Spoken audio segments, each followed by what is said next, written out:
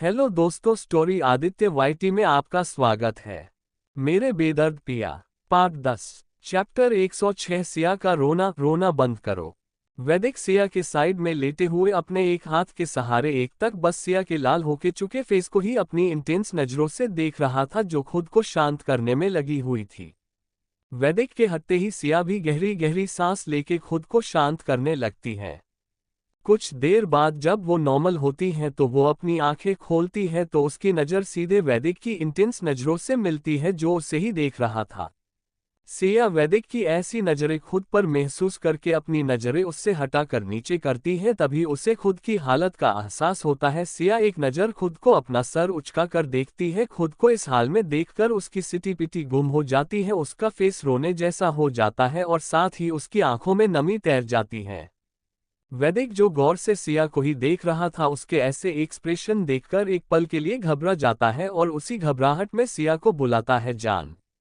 सिया के कानों में जैसे ही वैदिक की आवाज आती है तो वो मुड़कर वैदिक को देखती है, जो अब तक बेड पर बैठ गया था। सिया वैदिक को बिना शर्ट के देख और भी ज्यादा डर जाती है और वो एक झटके से बेड पर बैठकर तुरंत ब्लैंकेट उठाकर खुद को अच्छी तरह से ढक लेती है। सिया ने ये सब इतने फास्ट किया था कि वैदिक को समझ ही नहीं आता है कि वो क्या कर रही है, लेकिन जैसे ही वो सिया को खुद को अच्छी तरह से ब्लैकेट में छुपाते हुए देखता है तो उसे सब समझ आ जाता है।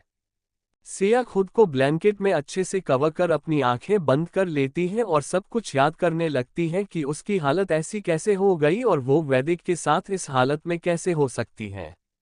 सिया को जैसे जैसे सब कुछ याद आता है उससे खुद पर बहुत ही गुस्सा आने लगता है और साथ ही उसके आंखों से आंसू किसी झरने की तरह बहने लगते हैं। सिया अपने होठों को बाइट करते हुए कहती है, हम ऐसा कैसे कर सकते हैं, हमें खुद रोकना चाहिए था बहकने से, लेकिन हमने सब कुछ उल्टा कर दिया। और इसी के साथ उसकी शिशकी भी निकलने लगती है।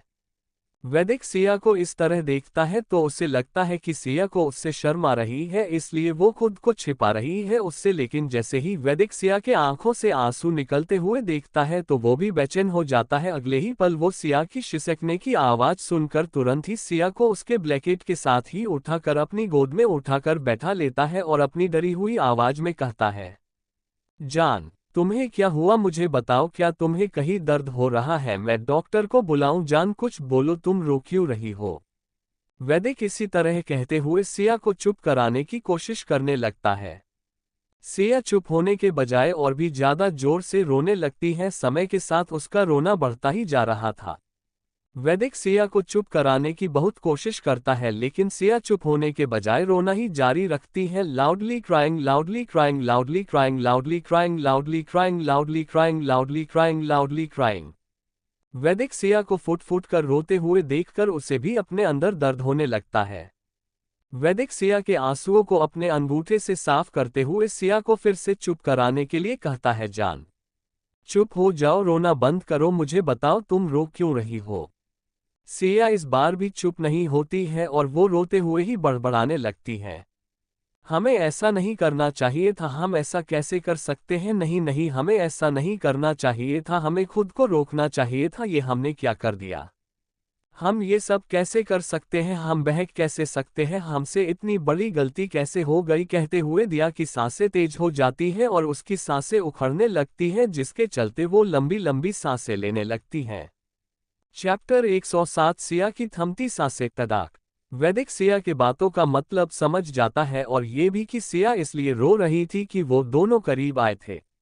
वैदिक सिया की उखड़ती सांसों को देखकर जल्दी से अपने सोच को साइड करता है। उसके बाद वो सिया की पीठ को रब करते हुए कहता है, जान आराम से सांस लो, और इसी तरह से वैदिक सिया को शांत करने लगता है।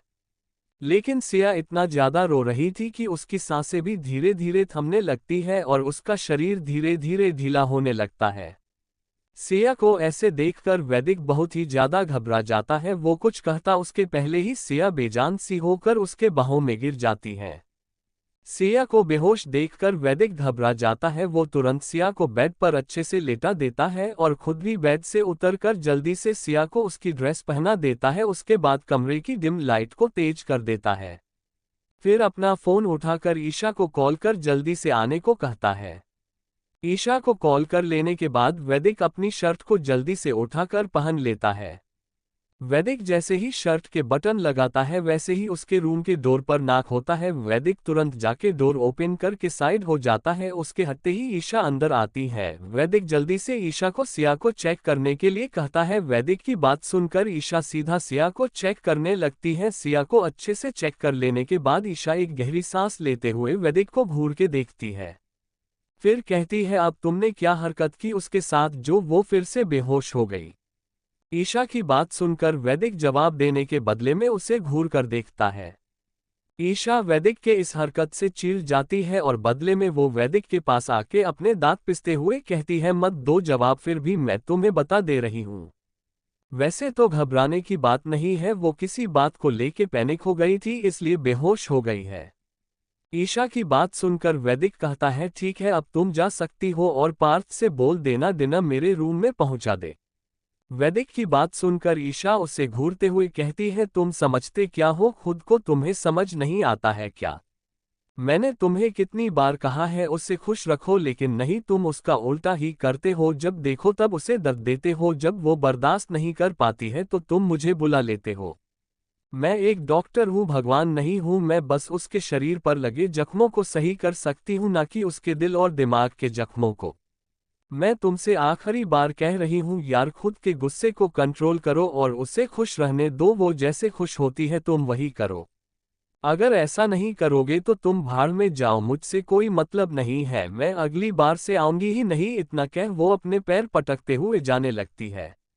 ईशा जैसे ही डोर के पास पहुंचती है तो वहीं से चिल्लाते हुए कहती है, 5 से 10 मिनट में उसे होश आ जाएगा तो उसे डिनर करा कर उसकी दवा खिला देना। इतना कह वो वहां से चली जाती है। ईशा के जाते ही वैदिक अपनी बंद मुट्ठी को खोलता है। जो को उसने ईशा की बात सुनकर गुस्से से बांधी हुई थी, क्योंकि उसे बिल्कुल भी बर्दाश्त नहीं होता था कि कोई उसे कुछ भी बोल दे, लेकिन वो ईशा को जल्दी कुछ भी नहीं बोलता था। बस उसकी बातें सुन लिया करता था और अपने गुस्से को दबा लेता था। लेकिन जब उससे बर्दाश्त नहीं होता था वो ईशा को भी भला बुरा कहने से पीछे नहीं हटता था। एक बार तो उसने ईशा पर हाथ भी उठा दिया था, क्योंकि वो उससे बहस कर रही थी और उसी के बाद ईशा इतना ज्यादा बीमार हो गई थी कि उसे डॉक्टर ने भी जवाब दे दिया था। लेकिन रघुवेंद्र जी ने सबसे अच्छे से डॉक्टर को हायर किया, तब जाके वो ठीक हुई थी। और उसी दिन से वैदिक ईशा को कुछ भी नहीं बोलता था। ईशा कुछ भी कह देती थी वो बर्दाश्त करता था, लेकिन जब उससे नहीं होता था वो उसे डांट देता था। वैदिक इन सब बातों को अपने दिमाग से झटकते हुए सिया के पास आता है और बेड के सिरहाने से अपने सर को लगाकर बैठ जाता है और एक तक सिया के चेहरे को देखते हुए कुछ सोचने लगता है। अभी 5 से 6 मिनट हुए थे कि तभी सिया की पलकें हिलने लगती है, जिसे देखकर वैदिक तुरंत अपने हाथ से सिया के हाथ को पकड़ लेता है। सिया धीरे से अपनी आंखें खोलती है तो उसे वैदिक का चेहरा नजर आता है, जिसे देखकर उसे फिर से सब याद आने लगता है और सब कुछ याद करते हुए उसकी आंखें गुस्से से लाल होने लगती है। सिया को होश में आया हुआ देखकर वैदिक उसे प्यार से बुलाता है जान, जिसका जवाब सिया नहीं देती है। सिया वैदिक के हाथ को अपने हाथ से झटक देती है और बिना भाव के बेड से उठने लगती है। सिया को उठते हुए देखकर वैदिक जल्दी से उससे पकड़ लेता है। तभी एक तड़ाक की आवाज पूरे रूम में गूंज उठती है। चैप्टर 108 सिया ने मारा वैदिक को थप्पड़। सिया बेड से उठने लगती है, जिसे देखकर वैदिक सिया को पकड़ने के लिए अपने हाथ बढ़ाकर उसके बाजू को टच करता है। तभी सिया उसके हाथ को झटक कर बैठ जाती है और बिना एक पल की देर किए खींचकर एक थप्पड़ वैदिक के गाल पर मार देती है। वैदिक जो सिया के द्वारा आपने हाथ हटाने पर उसे देख ही रहा होता कि तभी उसे आपने गालों पर एक झटका महसूस होता है, जिससे उसका सर थोड़ा सा दूसरी ओर घूम जाता है। वैदिक को जब ख्याल आता है कि उसके साथ क्या हुआ है तो वो अपनी आंखें कसकर बंद कर लेता है, लेकिन उसके गालों पर सिया की उंगलियों के निशान साफ साफ देखे जा सकते थे, जिन्हें देखकर ही पता चल रहा था कि सिया ने अपनी पूरी जान लगा के उसे थप्पड़ मारा है। और ये थप्पड़ इतना तेज था कि उसकी आवाज पूरे रूम में गूंज उठी थी। वैदिक 15 सेकंड 15 बाद अपनी आंखें खोलता है। उसकी आंखें खून की तरह एकदम लाल नजर आ रही थी और वो उन्हीं नजरों से अपना सर टेढ़ा करके सिया को देखता है, जो अपने आंखों से नफरत का भाव लिए उसे ही गुस्से से देख रही थी। वैदिक सिया को देखते हुए बहुत ही कठोर शब्दों में कहता है, जान तुम बार बार गलती क्यों करती हो, तुम्हें मेरी बात एक बार में समझ नहीं आती है क्या? कहते हुए वो अपने हाथ को बढ़ाते हुए सिया के सर गालों को छूने को होता है। सिया वैदिक की बात सुनकर और उसके हाथ को देखकर फिर से झटकते हुए कहती है, डोंट टोह मी। अगर आपने ने मुझे छुआ तो अच्छा नहीं होगा आपके लिए। और आपकी हिम्मत कैसे हुई मुझे छूने की, क्या मैंने इसकी इजाज़त दी थी? सिया के बात सुनकर वैदिक अपने 2 उंगलियों को अपने सर पर रखकर रफ करने लगता है, लेकिन वो कोई जवाब नहीं देता है। इस समय वो बहुत ही डरावना नजर आ रहा था। सिया उसे इग्नोर करते हुए कहती है, अभी तो थप्पड़ ही मारा है, अगर आपने मुझे दोबारा छूने की कोशिश की ना तो जिस हाथ को आप बढ़ाएंगे उससे तोड़ के आपके दूसरे हाथ में दे दूंगी। सिया की बात सुनकर वैदिक की आंखें बेहद ठंडी हो जाती है और वो अपनी गर्दन टेढ़ी कर अपने हाथों से रब करने लगता है। वैदिक इस समय किसी सहायकों से कम नजर नहीं आ रहा था, उसे कोई भी देख ले तो डर जाए। सिया को भी वैदिक को इस तरह से देखकर पहले डर तो लगा था, लेकिन वो अपने गुस्से के आगे अपने डर को भी पीछे छोड़ देती है। फिर सिया बेड पर अपने घुटनों के बल खड़ी होकर वैदिक के बराबर में आकर उसकी आंखों में अपनी आंसुओं सी भरी आंखों में देखते हुए कहती है, आप इसलिए ही न 2 दिनों से बदले का दिखावा कर रहे हैं ताकि आप हमारा फायदा उठा सके और हमारे साथ फिर से वही सब करे सके जो आज से लगभग 8 महीने पहले किया था। वैदिक सिया की बात सुनकर अपने गुस्से को शांत करते हुए सिया को बीच में रोकते हुए ही वैदिक कहता है, जान तुम गलत समझ रही हो। मेरा ऐसा कोई इरादा नहीं था और मैं ये मानता हूँ जो पहले हुआ था वो गलती से हुआ था, उसमें तुम्हारी गलती नहीं थी और जैसा बर्ताव मैंने तुम्हारे साथ किया वो भी गलत किया था, लेकिन मैंने आज जो किया वो मैंने जानबूझकर या तुम्हारा फायदा उठाने के लिए नहीं किया। मैं तुम्हें अपनी मानता हूँ और इस नाते मेरा ये हक है कि मैं तुम्हें प्यार करूँ, तुम्हें टच करूँ और तुम्हारे साथ कुछ भी करूँ, तुम मुझे रोक नहीं सकती हो। वैदिक की बात सुनकर सिया रोते हुए कहती है, आज आपको आपका हक याद आ रहा है तो मेरा हक कहा गया था। शादी के बाद मेरा वजूद क्यों खत्म कर दिया आपने? शादी के बाद जब मुझे दर दर की ठोकरें खाने के लिए छोड़ दिया था तब आपका याद नहीं था? हम आपकी पत्नी हैं, तब आपका हक नहीं बनता था कि आप अपनी पत्नी को सहारा दे? इतना कह वो एक सांस भरती है। सिया फिर आगे कहती है, जब आपने हमसे हमारा सब कुछ छीना, हमें सबसे दूर कर दिया, घुट घुट कर जीने के अलावा कुछ नहीं छोड़ा, तब आपको ये याद नहीं आया कि हम आपकी पत्नी हैं और आप ऐसा कैसे कर सकते हैं हमारे साथ? जब हम आपकी पत्नी थे तो फिर आपने हमें सबके सामने गिरी हुई लड़की क्यों साबित किया और आपने हमें अपने घर वालों के नजरों में तो जलील किया। वो छोड़िए, आपने हमें इस घर के नौकरों के सामने भी जलील करने का कोई मौका नहीं छोड़ा था। हम इतने गैर गुजरे थे आपके लिए। जब हमने आपसे पहली बार कुछ मांगा था तब आपने पता है हमें क्या कहा था? अभी तक आप भूले नहीं होंगे। तो उस वक्त हम आपकी पत्नी नहीं थे। आज आपको आपका हक चाहिए तो आपने हमें अपनी पत्नी मान लिया। चैप्टर 109 सिया ने ही आपको उस दिन पार्टी में ड्रग्स दिए थे। सिया कहती है, आज आप किस हक से कह रहे हैं कि ये आपका हक बनता है?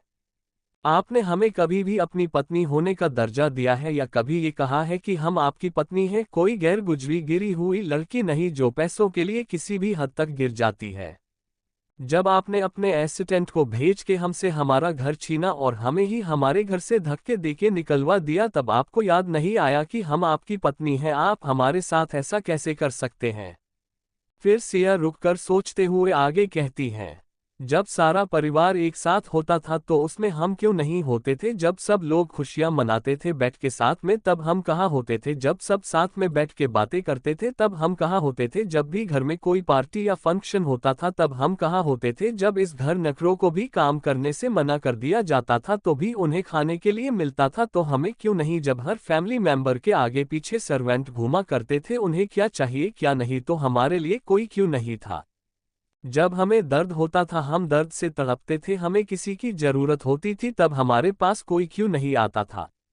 क्या आपने कभी हमसे पूछा कि हम कैसे जी रहे हैं या हमें किसी चीज की जरूरत है या हमें कुछ चाहिए तो नहीं ना? इस क्यों का जवाब आपके पास है। हक चाहिए ना आपको तो बताए हमें इस क्यों का जवाब। सिया की सारी बातें सुनकर वैदिक खामोशी से उसके चेहरे को देख रहा था। कुछ देर ऐसे ही देखते रहने के बाद वैदिक कहता है, जान मुझे तुम्हारे साथ ऐसा नहीं करना चाहिए था। वैदिक अभी इतना ही बोल पाया था कि सिया बीच में फिर से बोल पड़ती है, मैंने आपसे जो पूछा है मुझे उसका जवाब दीजिए। आपको क्या करना चाहिए था क्या नहीं, हमें इससे कोई मतलब ही नहीं है और अब हमें इससे कोई फर्क भी नहीं पड़ता है कि आप अब क्या करते हैं क्या नहीं। आप बस हमें हमारे सवालों के जवाब दीजिए। सिया की बात सुनकर वैदिक उसकी आंखों में देखते हुए बस कुछ शब्द कहता है, अगर मैं ना दूं तो। वैदिक की बात सुनकर सिया हंसते हुए कहती है, आप सीधे कहिए ना, आपके पास हमारे सवालों के जवाब है ही नहीं तो आप देंगे कहाँ से, क्योंकि हमने जो कहा है वो सब कुछ सच है। लेकिन कोई बात नहीं, इसका जवाब हम खुद बताते हैं आपको, तो सुनिए मिस्टर वैदिक खुराना। आपने हमें इसलिए अपनी पत्नी नहीं माना था क्योंकि आप ये शादी नहीं करना चाहते थे, फिर भी माँ के वजह से आपको करनी पड़ी। आपने हमारे साथ जो किया था वो एक गलती थी आपकी। ओह सॉरी, हम गलत कह दिए, आपको तो होश ही नहीं था। अरे आप तो नशे में थे, ना आपकी नहीं बल्कि किसी और की गलती थी, क्योंकि आपको किसी ने ड्रग दिया था, इसलिए आपने हमला यूज किया सिर्फ और सिर्फ खुद की जान बचाने के लिए। लेकिन इसका नतीजा क्या हुआ, हमारी जिंदगी खराब हो गई। किसी और गलतियों की भरपाई हम आज तक कर रहे हैं, इसलिए आपने हमें अपनी पत्नी नहीं माना, क्योंकि हम तो आपकी एक गलती थे जो आपने अनजाने में की थी, और इस नाते आपने हमें दर दर की ठोकरें खाने के लिए छोड़ दिया, यही रीजन है ना। सिया की बात सुनकर वैदिक कहता है, जान तुम गलत समझ रही हो, ऐसा कुछ भी नहीं था। वैदिक की बात सुनकर सिया मुस्कुराते हुए कहती है, आप सच कह रहे हैं, ऐसा नहीं था ना, आपने इसलिए हमारे साथ ऐसा नहीं किया था ना, कुछ भी हम गलत सोचते हैं ना। वैदिक सिया की बात सुनकर अपना सर हाँ में हिला देता है।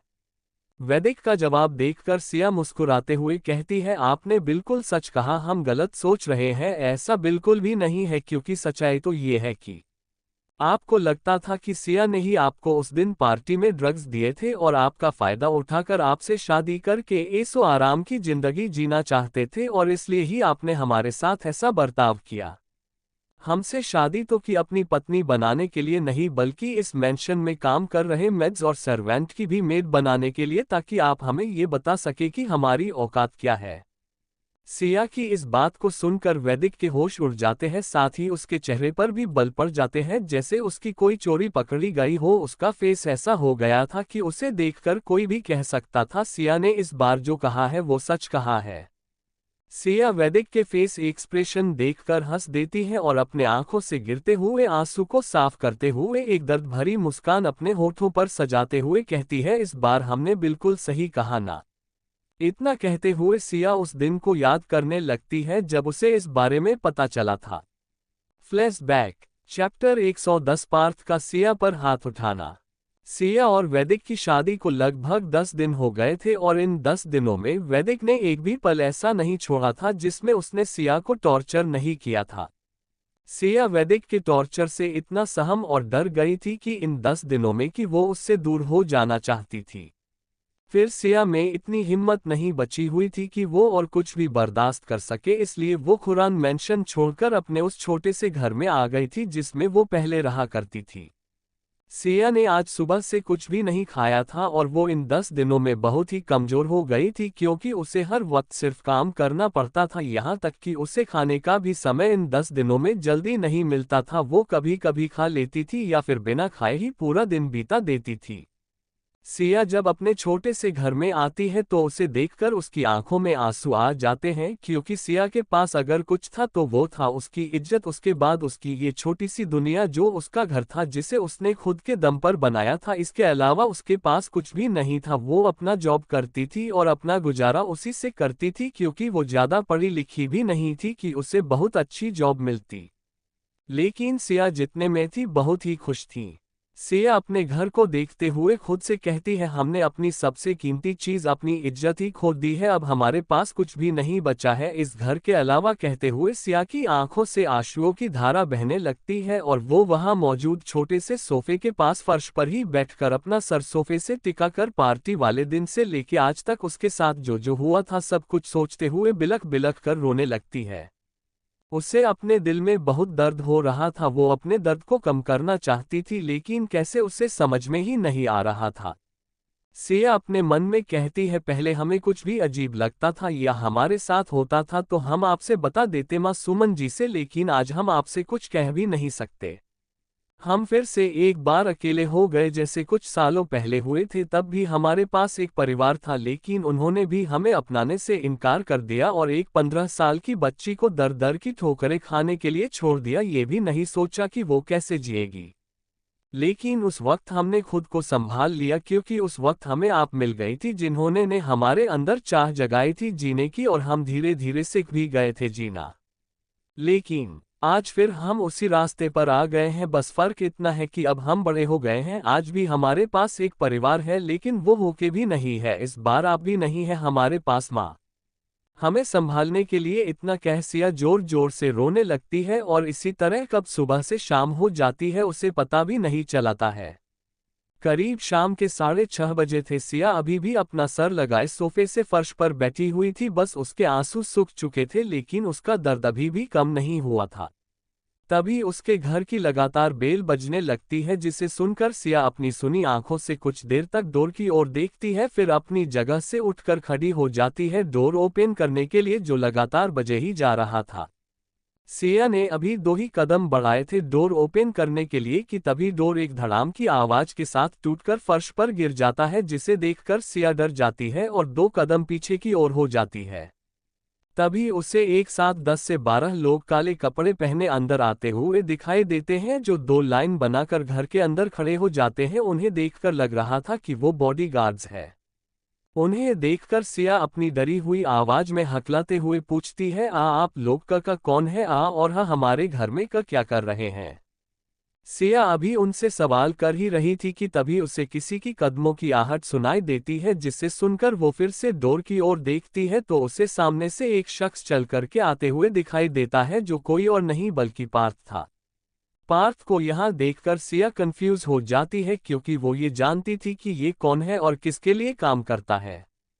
पार्थ चलकर घर के अंदर आता है और बिल्कुल सिया के सामने खड़े होकर सिया को अपनी जलती हुई आंखों से ऊपर से लेके नीचे तक बहुत ही घिन भरी नजरों से देखता है। उसके इस तरह से देखने से सिया को बहुत ही अजीब लगता है और वो हिम्मत करके बहुत ही धीरे से पार्थ से सवाल करती है, पापा पार्थ जी आप यहाँ क्या कर रहे हैं।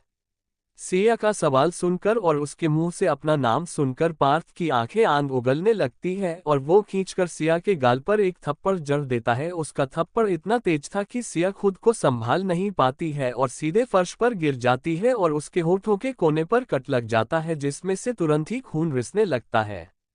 पार्थ का थप्पड़ इतना ज्यादा स्ट्रॉन्ग था कि सिया का गाल सुन्न हो जाता है और उसके गालों पर पार्थ के उंगलियों के निशान छप जाते हैं। सिया फर्श पर गिरने के बाद तुरंत ही अपने एक हाथ को अपने गाल पर रख लेती है। उसे इतना तेज दर्द होता है कि उसके रुके हुए आंसू तेजी से उसके आंखों में से बहने लगते हैं। चैप्टर 111 तुम गिरी हुई लड़की पहले से ही गिरी हुई थी और अब कितना गिरोगी। सिया अपना सर ऊपर कर पार्थ की ओर अपनी अश्रुओं से भरी नीली आंखों से देखती है। तभी पार्थ उसके सामने अपने एडीओ के बल बैठकर अपने एक हाथ को आगे बढ़ाकर बहुत ही बेरहमी से सिया के बालों को अपने मुट्ठी में कसकर पकड़ लेता। उसके ऐसा करते ही सिया को अपने सर में बहुत ही तेज दर्द होता है और उसके मुंह से एक दर्द भरी चीख निकल जाती है, आह। और वो जल्दी से अपने दोनों हाथों से अपने बालों को पकड़कर पार्थ से छुड़ाने की कोशिश करने लगती है लेकिन उसकी कोशिश नाकाम हो जाती है पार्थ के मजबूत पकड़ के आगे। पार्थ सिया के बालों को पकड़कर जोर से खींचते हुए कहता है, क्या तुम्हारी इतनी औकात है कि तुम अपनी जुबान से मेरा नाम ले सको।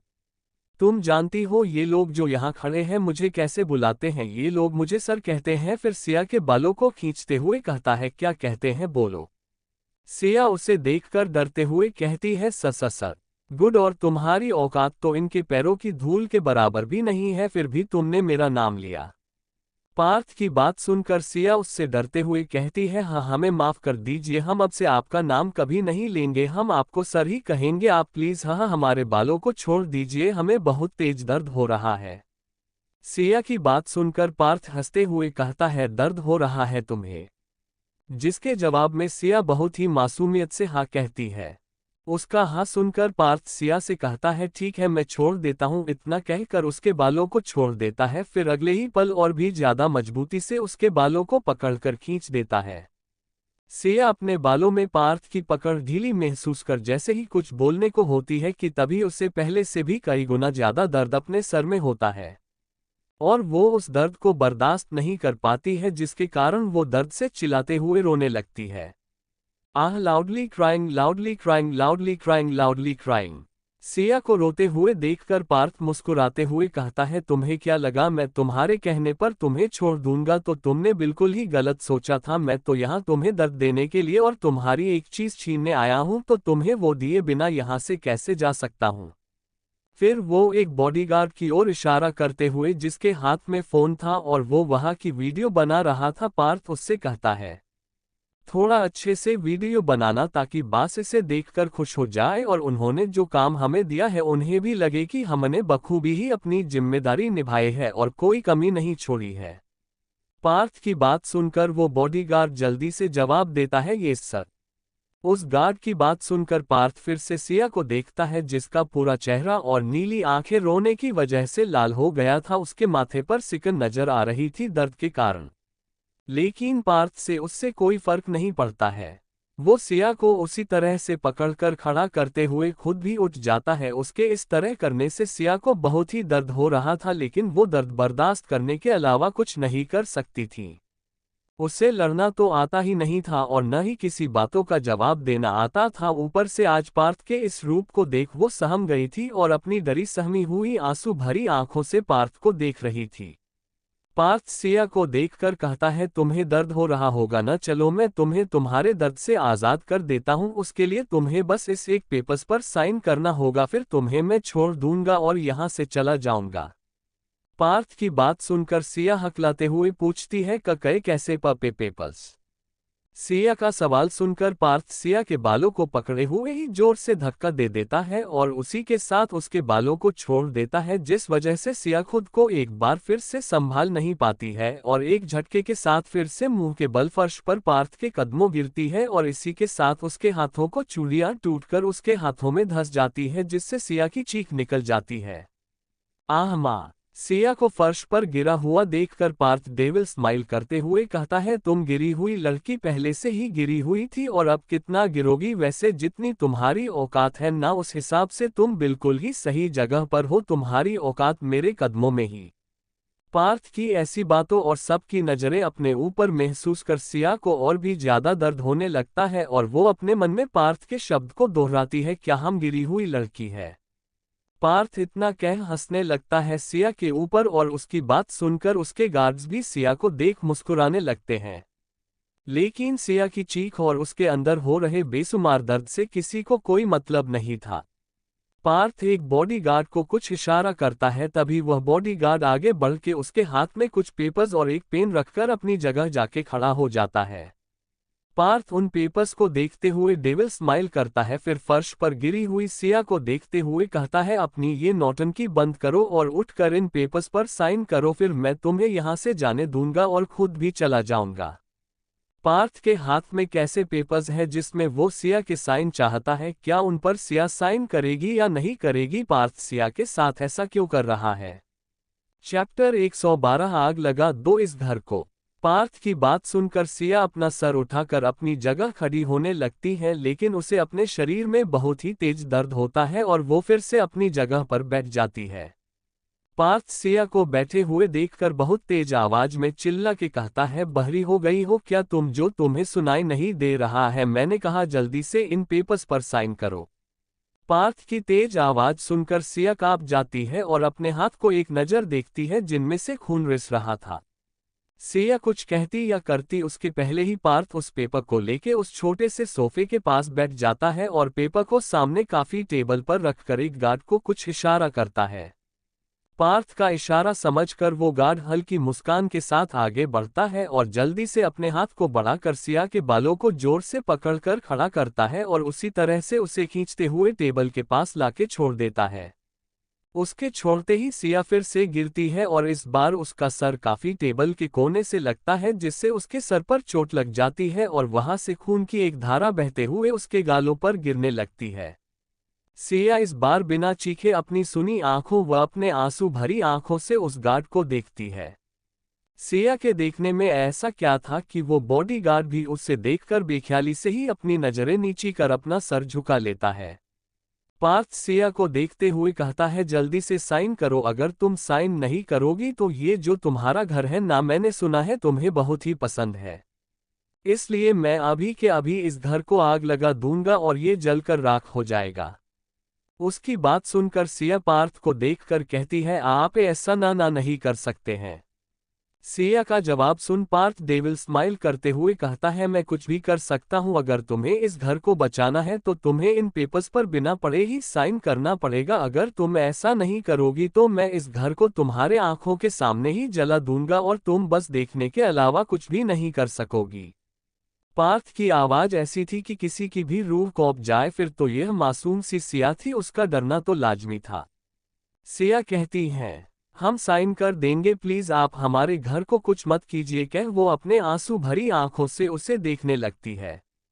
पार्थ उसकी बात सुनकर जोर से हंसता है और उसी हंसी के साथ कहता है, चलो मैं तुम्हें एक बात बताता हूं। तुम सोच रही होगी ना ये कैसे पेपर्स है जिस पे तुम साइन करोगी। तो ठीक है, मैं तुम्हें बता देता हूं। तुम जैसे ही इन पेपर्स पर साइन करोगी तुम्हें उसके तुरंत बाद ही पता चल जाएगा कि ये किस चीज के पेपर्स है। और अब बिना देर किए इन पेपर्स पर साइन करो ताकि मैं भी यहां से जा सकूं। तुम्हारी तरह खाली नहीं हूं, मुझे हजारों काम होते हैं। सिया पार्थ की बात सुनकर अपना सर झुका लेती है और खुद से कहती है, हम अपने घर को कुछ भी नहीं होने देंगे। इसके अलावा हमारे पास अब कुछ भी नहीं है। अगर ये घर भी इन्होंने जला दिया तो हम फिर से पहले की तरह रोड पे आ जाएंगे और एक बार फिर हमें रहने के लिए दर-दर की ठोकरें खाने पड़ेगी। हमने इस घर को रातों दिन काम करके अपनी मेहनत से खरीदा है, हम इसे कुछ भी नहीं होने देंगे। पार्थ सिया को खुद में खोया हुआ देखकर जोर से कहता है, तुम्हें मैंने सोचने के लिए नहीं कहा है, साइन करने के लिए कहा है। अगर नहीं करना है तो मैं अपना काम करता हूं। इतना कह वो बॉडीगार्ड्स को देखते हुए आगे कहता है, इस घर को आग लगा दो। पार्थ का ऑर्डर सुनकर केवल एक गार्ड को छोड़कर जो वीडियो बना रहा था सभी बॉडीगार्ड्स एक साथ कहते हैं, जी सर। इतना कह वो सभी जाने लगते हैं। सिया जो खुद में खोई हुई थी वो पार्थ की तेज आवाज सुनकर अपने ख्यालों से बाहर आती है और उसकी बात जैसे ही सुनती है उसका पूरा शरीर कांपने लगता है और वो सभी बॉडीगार्ड्स को वहां से जाते हुए देखकर घबरा जाती है और वो पार्थ के पैरों को जल्दी से पकड़कर गिड़गिड़ाते हुए कहती है, आप प्लीज जल्दी से उन्हें रोक दीजिए, हम साइन करने को तैयार हैं। आप जहां बोलेंगे हम वहां साइन करने को तैयार, वो भी बिना पेपर्स को पढ़े हुए ही। इतना कह वो फुट फुट कर रोने लगती है। सिया की बात सुनकर पार्थ गार्ड्स को कहता है, रुक जाओ। उसकी बात सुनकर वो सभी रुक जाते हैं। फिर पार्थ सिया के हाथों को अपने पैर पर से झटक देता है और उसे अपनी जलती हुई आंखों से देखकर चिल्लाते हुए कहता है, तुम्हारी औकात इतनी नहीं है जो तुम मुझे छू सको। खुद तो तुम गंदी हो ही, मुझे भी अपने इन गंदे हाथों से छूकर गंदा करना चाहती हो। उसकी बात सुनकर सिया खुद के हाथ को देखते हुए धीरे से बड़बड़ाती है, हम गंदे नहीं है। उसकी ये बड़बड़ाहट पार्थ सुन लेता है और वो झुककर सिया से कहता है, तुम गंदी ही हो। जो लड़कियां किसी के भी बिस्तर पर जाके सोती है उन्हें गंदी ही कहते हैं। तुम तो ये सब कुछ कर सकी हो तो तुम भी तो गंदी ही हुई ना। पार्थ के बातों का मतलब समझकर सिया जल्दी जल्दी ना में अपना सर हिलाने लगती है। पार्थ उसे इग्नोर करते हुए कहता है, साइन करो, टाइम वेस्ट मत करो मेरा। उसकी बात सुनकर सिया अपने हाथों को बढ़ाकर उन पेपर्स और पेन को अपने सामने करती है और पेन को अपने हाथों में लेके बहुत ही धीमी आवाज में पार्थ से पूछती है, हमें साइन कहाँ करना है सर? उसकी बात सुनकर पार्थ हंसते हुए सिया को बताने लगता है उसे कहाँ कहाँ साइन करना है और वो जहाँ जहाँ कहता सिया बिना पढ़े वहाँ वहाँ साइन करने लगती है। लगभग 1 मिनट में ही सिया उन पेपर्स पर साइन कर देती है। उसके बाद वो अपनी रुहासी आवाज में पार्थ से पूछती है जो पेपर्स पर सिया के साइन को देखते हुए हंस रहा था, सिया सर अब आप मेरे घर में आग तो नहीं लगाएंगे ना? सिया की बात सुनकर पार्थ का फेस एकदम से एक्सप्रेशन लेस हो जाता है और वो अपने उसी फेस के साथ सिया से सवाल करता है, तुम्हारा घर कौन सा है? तुम्हारा घर। चैप्टर 113 सिया का घर पार्थ के नाम। तुम्हें धक्के मार के अपने घर से निकलने में कोई प्रॉब्लम नहीं। पार्थ की बात सुनकर सिया हैरानी के साथ उसे देखने लगती है और वो उसी तरह के भाव लिए कहती है, ये आप क्या कह रहे हैं सर? आपने अभी तो हमसे कहा था हम इन पेपर्स पर साइन कर देंगे तो आप हमारे घर मतलब इस घर को नहीं जलाएंगे और यहाँ से चले जाएंगे। हमने आपकी बात मानकर साइन कर दिया पेपर्स पर। अभी सिया कह ही रही थी कि पार्थ उसे बीच में रोकते हुए खुद ही कहता है, जाना तो है ही मुझे यहाँ से, पर उसके पहले मुझे यहाँ से एक गंदी चीज को निकालना है, उसके बाद यहाँ की सफाई भी तो करानी है। तो अब तुम इस घर से जा सकती हो क्योंकि ये घर तुम्हारा नहीं मेरा है। तो मैं अपने घर के अंदर तुम जैसी गंदगी को तो बिल्कुल भी नहीं देखना चाहूंगा। तो मिस गंदगी, अब तुम यहाँ से अभी के अभी मेरे घर से निकल जाओ। पार्थ की बात सुनकर सिया को कुछ समझ ही नहीं आता है कि वो क्या कह रहा है और ये घर उसका कैसे हो सकता है, ये तो मेरा घर है ना। सिया हैरानी वाले भाव लिए पार्थ से पूछती है, आपका घर? मैं कुछ समझी नहीं, ये तो मेरा घर है ना, तो फिर ये आपका कैसे हो सकता है? सिया को इतना हैरान और परेशान होता हुआ देखकर पार्थ जोर जोर से हंसते हुए कहता है, ये घर तुम्हारा था लेकिन अब से ये घर मेरा है। पार्थ की बात सुनकर सिया अपनी रुहसी आवाज में उससे सवाल करती है, आप ऐसा क्यों कह रहे हैं? मैंने तो आपकी बात मान ली ना, तो अब आप क्यों मेरे घर को अपना बता रहे? सिया इससे आगे कुछ कहती उसके पहले ही पार्थ उसकी बात को काटते हुए अपनी बात कहता है, मैं सच कह रहा हूं, ये मेरा घर है। तुम्हारा घर कभी हुआ करता था लेकिन जब तुमने इन पेपर्स पर साइन किए तब से ये मेरा घर हो गया। उसकी बात सुनकर सिया के पैरों तले से जमीन खींच जाती है, उसे ऐसा लगता है और वो रोते हुए कहती है, आप झूठ कह रहे हैं, ये सब आप इसलिए कर रहे हैं ना ताकि आप मुझे परेशान कर सके। आप मेरे साथ ऐसा क्यों कर रहे हैं? मैंने तो आपका कुछ बिगड़ा भी नहीं है, ना ही मैंने आपके साथ उस घर खुराना मेंशन कुछ उल्टा सीधा किया है, फिर आप ऐसा क्यों कर रहे हैं मेरे साथ? पार्थ सिया की बात सुनकर उसे घूरते हुए कहता है, क्या मैं कोई जोकर हूँ जो मजाक करूंगा? और तुम हो कौन कि मैं तुम्हारे साथ मजाक करूंगा? फिर अपने हाथ में पकड़े पेपर्स को सिया के और बढ़ाते हुए कहता है, लो तुम खुद देख लो।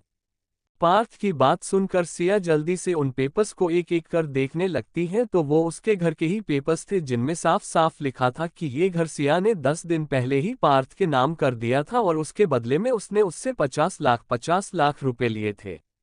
सिया जैसे जैसे पेपर्स पढ़ती है उसके आंखों से आंसू और भी तेजी से बहने लगते हैं। उसे भरोसा ही नहीं हो रहा था कि उसके साथ ऐसा हो गया है, उसका घर अब उसका नहीं है।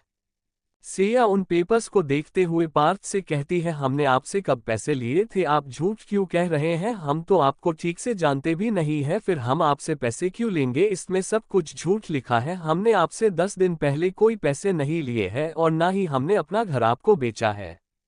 पार्थ सिया की सारी बातों को इग्नोर करते हुए कहता है, अब ये मेरा घर है और मेरे घर में तुम नहीं रह सकती हो, निकलो यहाँ से अभी के अभी, वरना मुझे तुम्हें धक्के मार के अपने घर से निकलने में कोई प्रॉब्लम नहीं है। पार्थ की बात सुनकर सिया रोते हुए चिल्ला के कहती है, नहीं, हम कहीं भी नहीं जाएंगे इस घर से, ये घर मेरा है और हम इसे छोड़ के कहीं नहीं जाएंगे। सिया की बात सुनकर पार्थ सिया को देखते हुए कहता है, तो तुम नहीं जाओगी? जिसके जवाब में सिया ना में अपना सर हिला देती है। उसे ना करता हूं देखकर पार्थ गुस्से से तिलमिला जाता है और वो एक बार फिर से सिया के बालों को कस के पकड़कर खींचते हुए अपने दांतों को पिसते हुए कहता है, कोई बात नहीं, तुम नहीं जाओगी ना यहाँ से, पर मैं तुम्हें यहाँ से धक्के मार के निकलूंगा क्योंकि ये मेरी प्रॉपर्टी है। कहते हुए पार्थ सिया के बालों को पकड़े हुए ही उसे खींचते बाहर की ओर लाने लगता है और सिया भी उसके इस तरह से खींचने की वजह से दर्द से चिल्लाते हुए उसके पीछे पीछे चलने लगती है और साथ ही अपने बालों पर से पार्थ के हाथ को भी हटाने की कोशिश करती है, जिसमें वो नाकाम रहती है क्योंकि पार्थ की ताकत के आगे उसकी ताकत किसी काम की नहीं थी। पार्थ सिया को घर से बाहर लाकर धक्का देता है, जिससे सिया फिर से जमीन पर गिर जाती है और उसकी एक दर्दनाक चीख वहां गूंजती है। आह! सिया अपने दर्द को किनारे करते हुए फिर से अपनी जगह से उठ जाती है और पार्थ के आगे आकर रोते हुए कहती है, आप प्लीज ऐसा मत कीजिए हमारे साथ, हम कहाँ जाएंगे? हमारा कोई भी नहीं है इस दुनिया में जो हमें सहारा देगा, प्लीज हमें हमारा घर वापस दे दीजिए। लेकिन पार्थ को उसके रोने से कोई फर्क ही लिए नहीं पड़ रहा था। वो सिया से कहता है, ठीक है, मैं तुम्हें ये घर वापस कर दूंगा लेकिन बदले में तुम मेरे पैसे मुझे वापस कर दो। सिया पार्थ की बात सुनकर कहती है, हमने आपसे पैसे लिए ही नहीं था तो हम आपको पैसे कहाँ से देंगे, और हमारे पास इतने पैसे हैं ही नहीं कि हम आपको इतना पैसा दे सके। सिया के घर के आसपास में रहने वाले लोग जो वहां से आ जा रहे थे, यहाँ हो रहे तमाशे को देखकर धीरे धीरे वहां पर आकर देखने लगते हैं कि यहाँ क्या हो रहा है, और इसी तरह वहां पर लोगों की एक भीड़ जमा हो जाती है। उन्हीं भीड़ में से एक अधेड़ उम्र की औरत, जिसने बहुत ही हल्का सा मेकअप कर रखा था और दिखने में भी थोड़ी सुंदर थी, वो सिया के पास आके पूछती है, क्या हुआ बेटा, और ये लोग कौन है और तुम बाहर क्या कर रही हो? उस औरत की आवाज सुनकर सिया उस औरत को देखते हुए कहती है, आंटी ये लोग हमारा घर हमसे छीन रहे हैं, प्लीज इनसे कहिए न कि ये हमें हमारा घर वापस कर दे। सिया की बात सुनकर वो औरत कहती है, आप लोग कौन हैं और सिया बिटिया के घर से उसको क्यों निकल रहे हैं? आप लोग यहाँ से चले जाए, नहीं तो हम पुलिस को बुला देंगे। उस औरत की बात सुनकर पार्थ हंसते हुए कहता है, ये घर मेरा है, इसका नहीं, और ये रहे इस बात का सबूत। इतना कह वो पेपर्स को उस औरत को दिखाने लगाता है। वो औरत पेपर्स पढ़ लेने के बाद सिया को देखते हुए कहती है, ये घर तो तुमने इन्हें दे दिया है। उस औरत की बात सुनकर सिया रोते हुए कहती है, नहीं आंटी, इसमें सब कुछ झूठ लिखा है, ये सच नहीं है, हमने कोई पैसा नहीं लिया है। सिया उस औरत से अभी कुछ कह ही रही थी कि तभी एक और औरत जिसका नाम लीला था, जिसने भर भर के मेकअप किया हुआ था और वो सिया से हमेशा जला करती थी, उसकी खूबसूरती को देखकर अब जब उसे मौका मिल गया था उसे सबके सामने नीचा दिखाने का, तो वो कैसे चुप रह सकती थी। वो भी उस भीड़ में से सामने आती उस औरत के हाथ से पेपर्स लेके देखने लगती है, फिर अपनी तेज आवाज में सबको पेपर्स दिखाते हुए लीला कहती है, देखो देखो सभी लोग, ये लड़की कैसे झूठ कह रही है कि इसने पैसे नहीं लिए हैं, जबकि इसमें साफ साफ लिखा है कि इसने 50 लाख रुपए लिए हैं अपने घर के बदले। लीला की बात सुनकर सभी लोग सिया को अजीब नजरों से देखने लगते हैं। सबकी अजीब नजरों को सिया के ऊपर देखते हुए लीला फिर आगे कहती हैं, देखो हम सब इस लड़की को कितना मासूम समझते थे, लेकिन ये तो बड़ी चालाक निकली, कैसे इतने पैसे हड़प लिए, अब जब अपना घर देने की बारी आई तो मुकर रही है अपनी बातों से। उसकी बात सुनकर सिया रोते हुए सबसे कहने लगती है, हमने कुछ भी नहीं किया है, ये सब कुछ झूठ है। चैप्टर 114 दिखने में तो मासूम लगती थी, लेकिन कांड इतने बड़े बड़े करती है। सिया उस औरत का हाथ पकड़कर रोते हुए आगे कहती है, नूतन आंटी, आपको हम पे भरोसा है ना, हम ऐसा नहीं कर सकते हैं कुछ भी। सिया की बात सुनकर वो औरत जिसका नाम नूतन था वो सिया के आंसू साफ करते हुए कहती है, हाँ बच्चे, हमें तुम पर भरोसा है। हम ये भी जानते हैं तुम झूठ नहीं बोलती हो, लेकिन हमें पूरी बात बताओ। उनकी बात सुनकर सिया उन्हें सब कुछ बताने लगती है। सिया की पूरी बात सुनकर नूतन आंटी घूरकर पार्थ को देखते हुए गुस्से से कहती हैं, तुम ऐसा कैसे कर सकते हो, चलो अब जल्दी से तुम सब बाहर जाओ तो और मेरी बच्ची को उसके घर के अंदर जाने दो। नूतन आंटी की बात सुनकर लीला खुद से कहती है, नहीं, मैं ऐसा कुछ भी नहीं होने दूंगी, ये लड़की यहाँ से चली जाएगी, इसी बहाने तो इस जगह पर सबसे ज्यादा सुंदर मैं ही बचूंगी।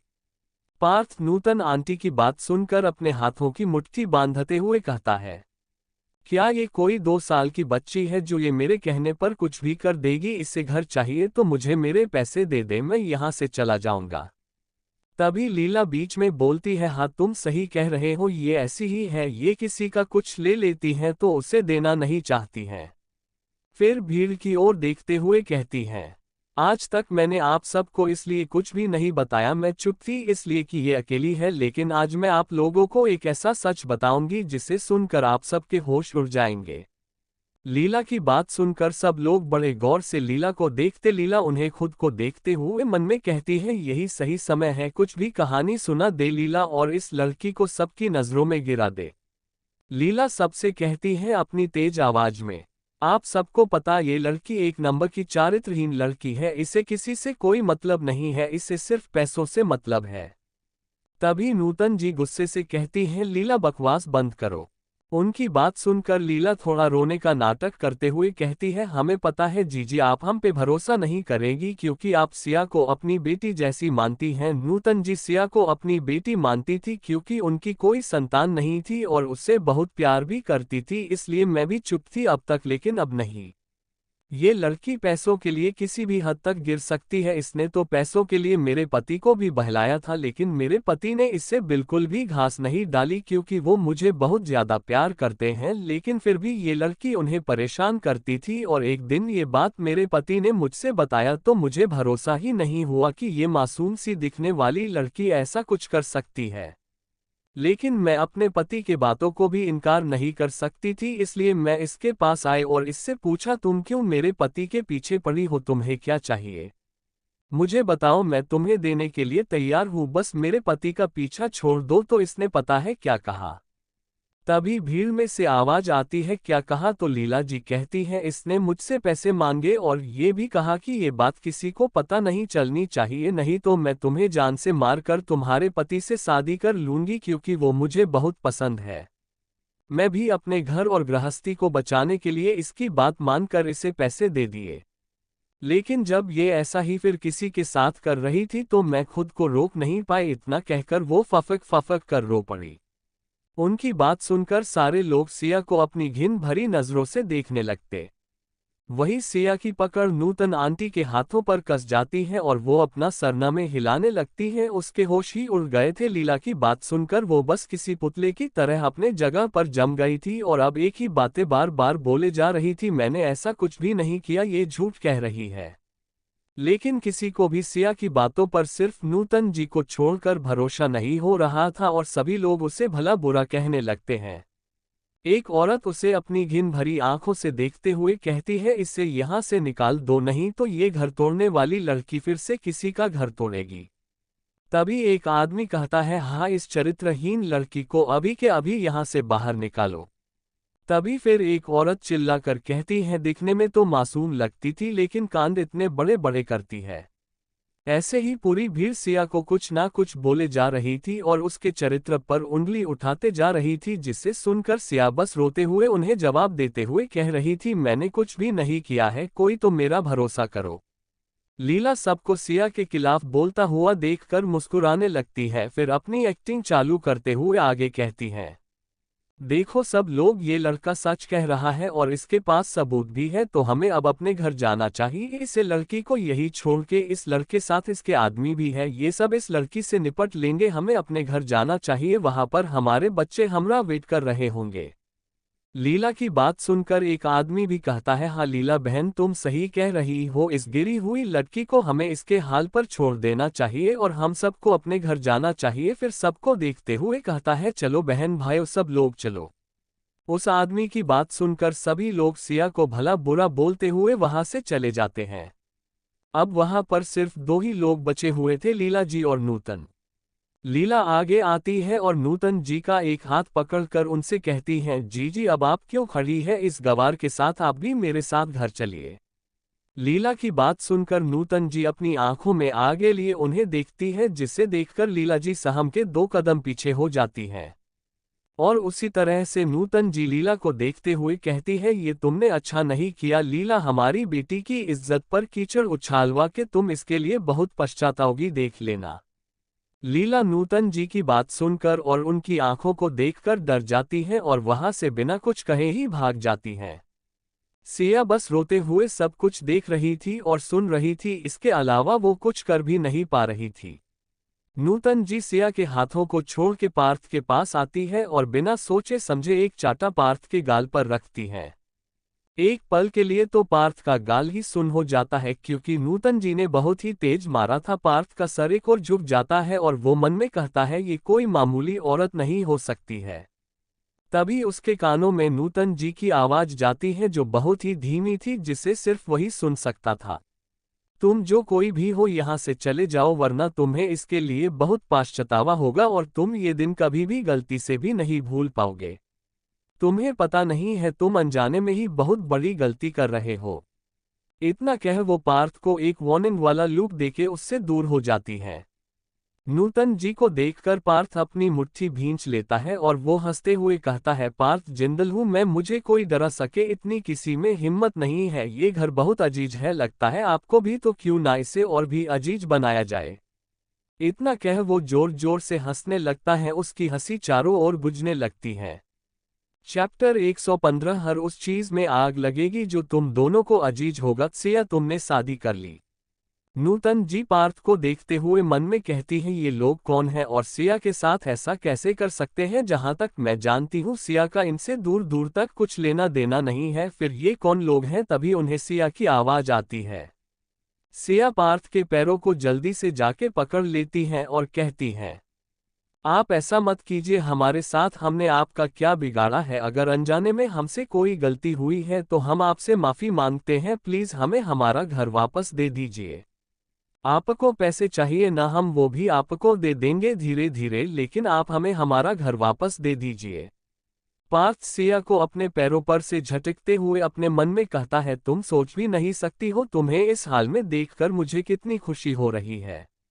वो तुम ही थी ना जिसने उनका फायदा उठाया और खुद को मासूम साबित कर लिया सबके सामने, जिसके वजह से बॉस को पहली बार थप्पड़ पड़ा और उन्हें ना चाहते हुए भी तुमसे शादी करनी पड़ी। जब वो खुश नहीं है तो तुम कैसे खुश हो सकती हो? लेकिन ये औरत कौन है जो अभी तक तुम्हारे साथ है? सब लोग तुम्हारे खिलाफ चले गए लेकिन ये औरत अभी भी तुम्हारे साथ है, मुझे इसके बारे में पता करना होगा।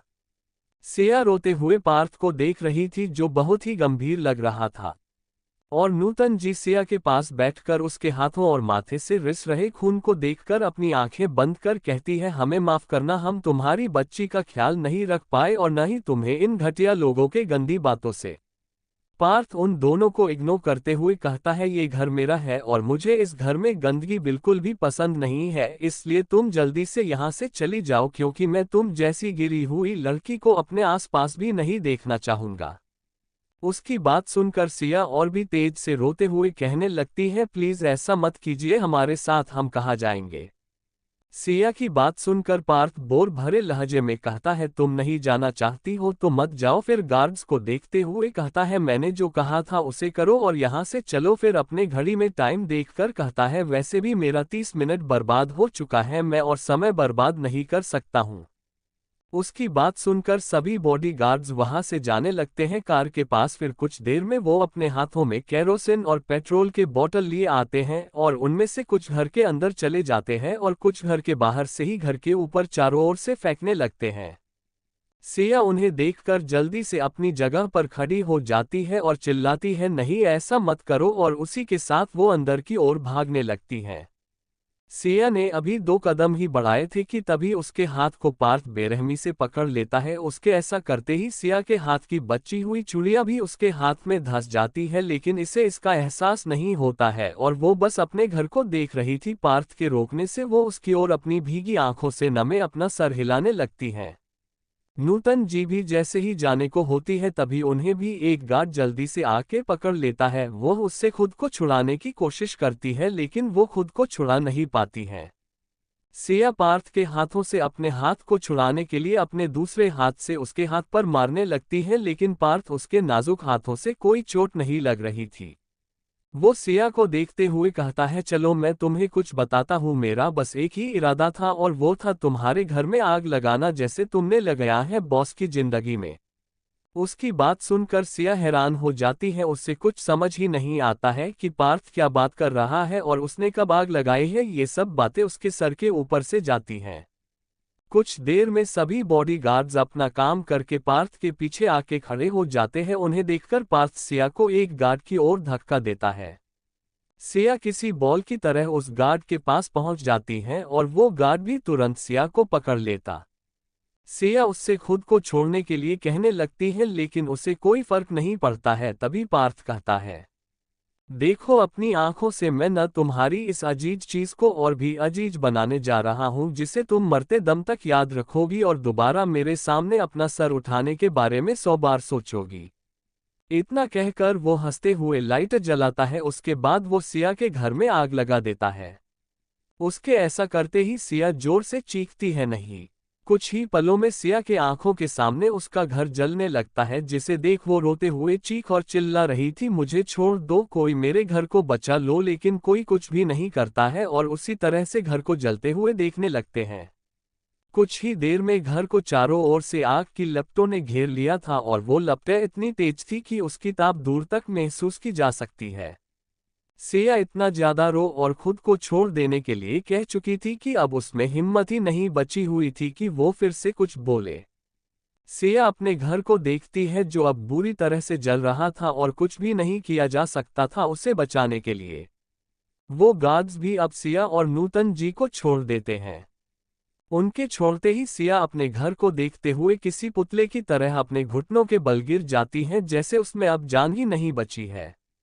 गार्ड के छोड़ते ही नूतन जी भागकर सिया के पास आती है और उसे अपने गले से लगाते हुए कहती है, बच्चे चिंता मत करो, एक दिन तुम्हें इससे भी अच्छा घर मिलेगा। उनकी बात सुनकर सिया कुछ रिएक्ट नहीं करती है, वो बस 3-1 तक अपने घर को अभी भी देख रही थी। नूतन जी पार्थ को देखती है जो हंसते हुए घर को देख रहा था। उसे देखकर नूतन जी सिया को छोड़ के उसके पास जाती हैं और उसके कॉलर को पकड़कर अपनी ओर कर खींचते हुए कहती हैं, पार्थ जिंदल यही नाम है न तुम्हारा? तो तुम मेरी इस बात को याद रखना, आज जिस तरह से तुमने इस घर को जलाया है ना, एक दिन ऐसा आएगा जब तुम्हारे और तुम्हारे बास के हर उस चीज में आग लगेगी जो तुम दोनों को अजीज होगा और तुम भी देखने के अलावा कुछ भी नहीं कर सकोगे। इतना कह वो पार्थ को धक्का देकर सिया के पास आ जाती है। पार्थ नूतन जी को देखते हुए कहता है, मेरी आपसे कोई दुश्मनी नहीं है, फिर भी आपने मेरे कॉलर को पकड़कर अच्छा नहीं किया, इसके लिए आपको सजा तो मिलेगी ही।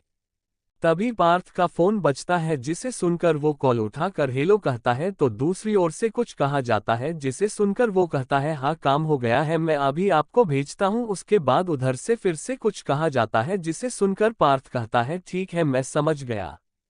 उसके बाद वो कॉल कट कर नूतन जी देखते हुए कहता है, अभी तो मुझे जाना है लेकिन मैं जल्द ही आपको बताऊंगा कि मेरे कॉलर को पकड़ने का अंजाम क्या है। इतना कहकर पार्थ सभी बॉडीगार्ड्स को वहां से चलने का इशारा करता है और खुद भी आगे आगे चलने लगता है। कुछ देर में ही वो सभी कार में बैठे जाते हैं और कारें वहां से निकल जाती हैं। अब केवल नूतन जी और बेजान सी पड़ी सिया ही वहां बचते हैं। सिया को इस हाल में देखकर नूतन जी उसके चेहरे को साफ करते हुए कहती है, बच्चा मेरी ओर देखो और मेरी बात सुनो। तुम चिंता मत करो, तुम मेरे साथ मेरे घर चलो। कहते कहते उनकी नज़र सिया के मांग में भरे सिंदूर और गले के मंगलसूत्र पर जाती है जिसे देखकर वो चौंकते हुए जोर से चिल्लाती है, सिया तुमने शादी कर ली। उनकी आवाज इतनी तेज थी कि सिया भी अपने होश में आती है और उनकी ओर देखने लगती है। चैप्टर 116 पैरों में मोच। सिया के उड़े होश। नूतन जी सिया को अपनी हैरानी भरी नजरों से देखते हुए उससे गुस्से से पूछती है, आपने किससे शादी की और हमें बताया भी नहीं? उनकी बात सुनकर सिया को वैदिक की याद आती है और उसके दिमाग में एक ख्याल आता है और वो खुद से कहती है, हमें वैदिक जी के पास जाना चाहिए, वो जरूर हमारी मदद करेंगे और वो अपने असिस्टेंट को भी पनिशमेंट जरूर देंगे उन्होंने जो हमारे साथ किया। वैदिक जी अभी हमसे गुस्सा है क्योंकि वो शादी अभी नहीं करना चाहते थे लेकिन माँ की वजह से उन्हें करनी पड़ी, लेकिन जब हम उन्हें बताएंगे हमारे साथ क्या हुआ है तो सब कुछ भूल जाएंगे और वो जरूर हमारी मदद करेंगे। सिया को खुद में खोए हुए देखकर नूतन जी सिया को जोर से हिलाते हुए उससे फिर से सवाल करती है, सिया आपने किससे शादी की है, हमें बताए अभी के अभी। सिया नूतन जी को कोई जवाब न देकर कहती है, आंटी अभी हमें जाना होगा, हम बाद में आपसे मिलते हैं।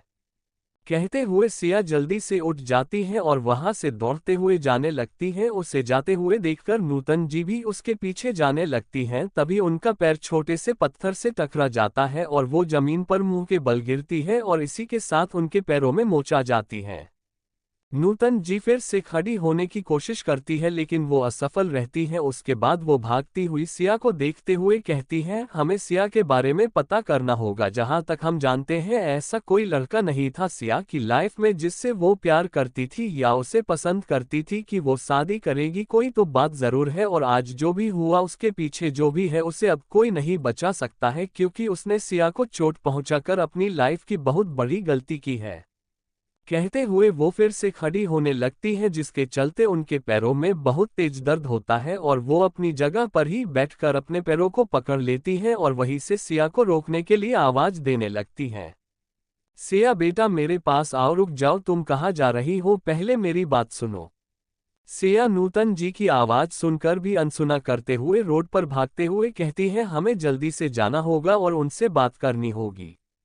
क्या सिया की मदद वैदिक करेगा या सिया के सामने आएगा कोई सच? अब आगे क्या होगा ये तो कहानी में ही पता चलेगा। अब आते हैं कहानी पर।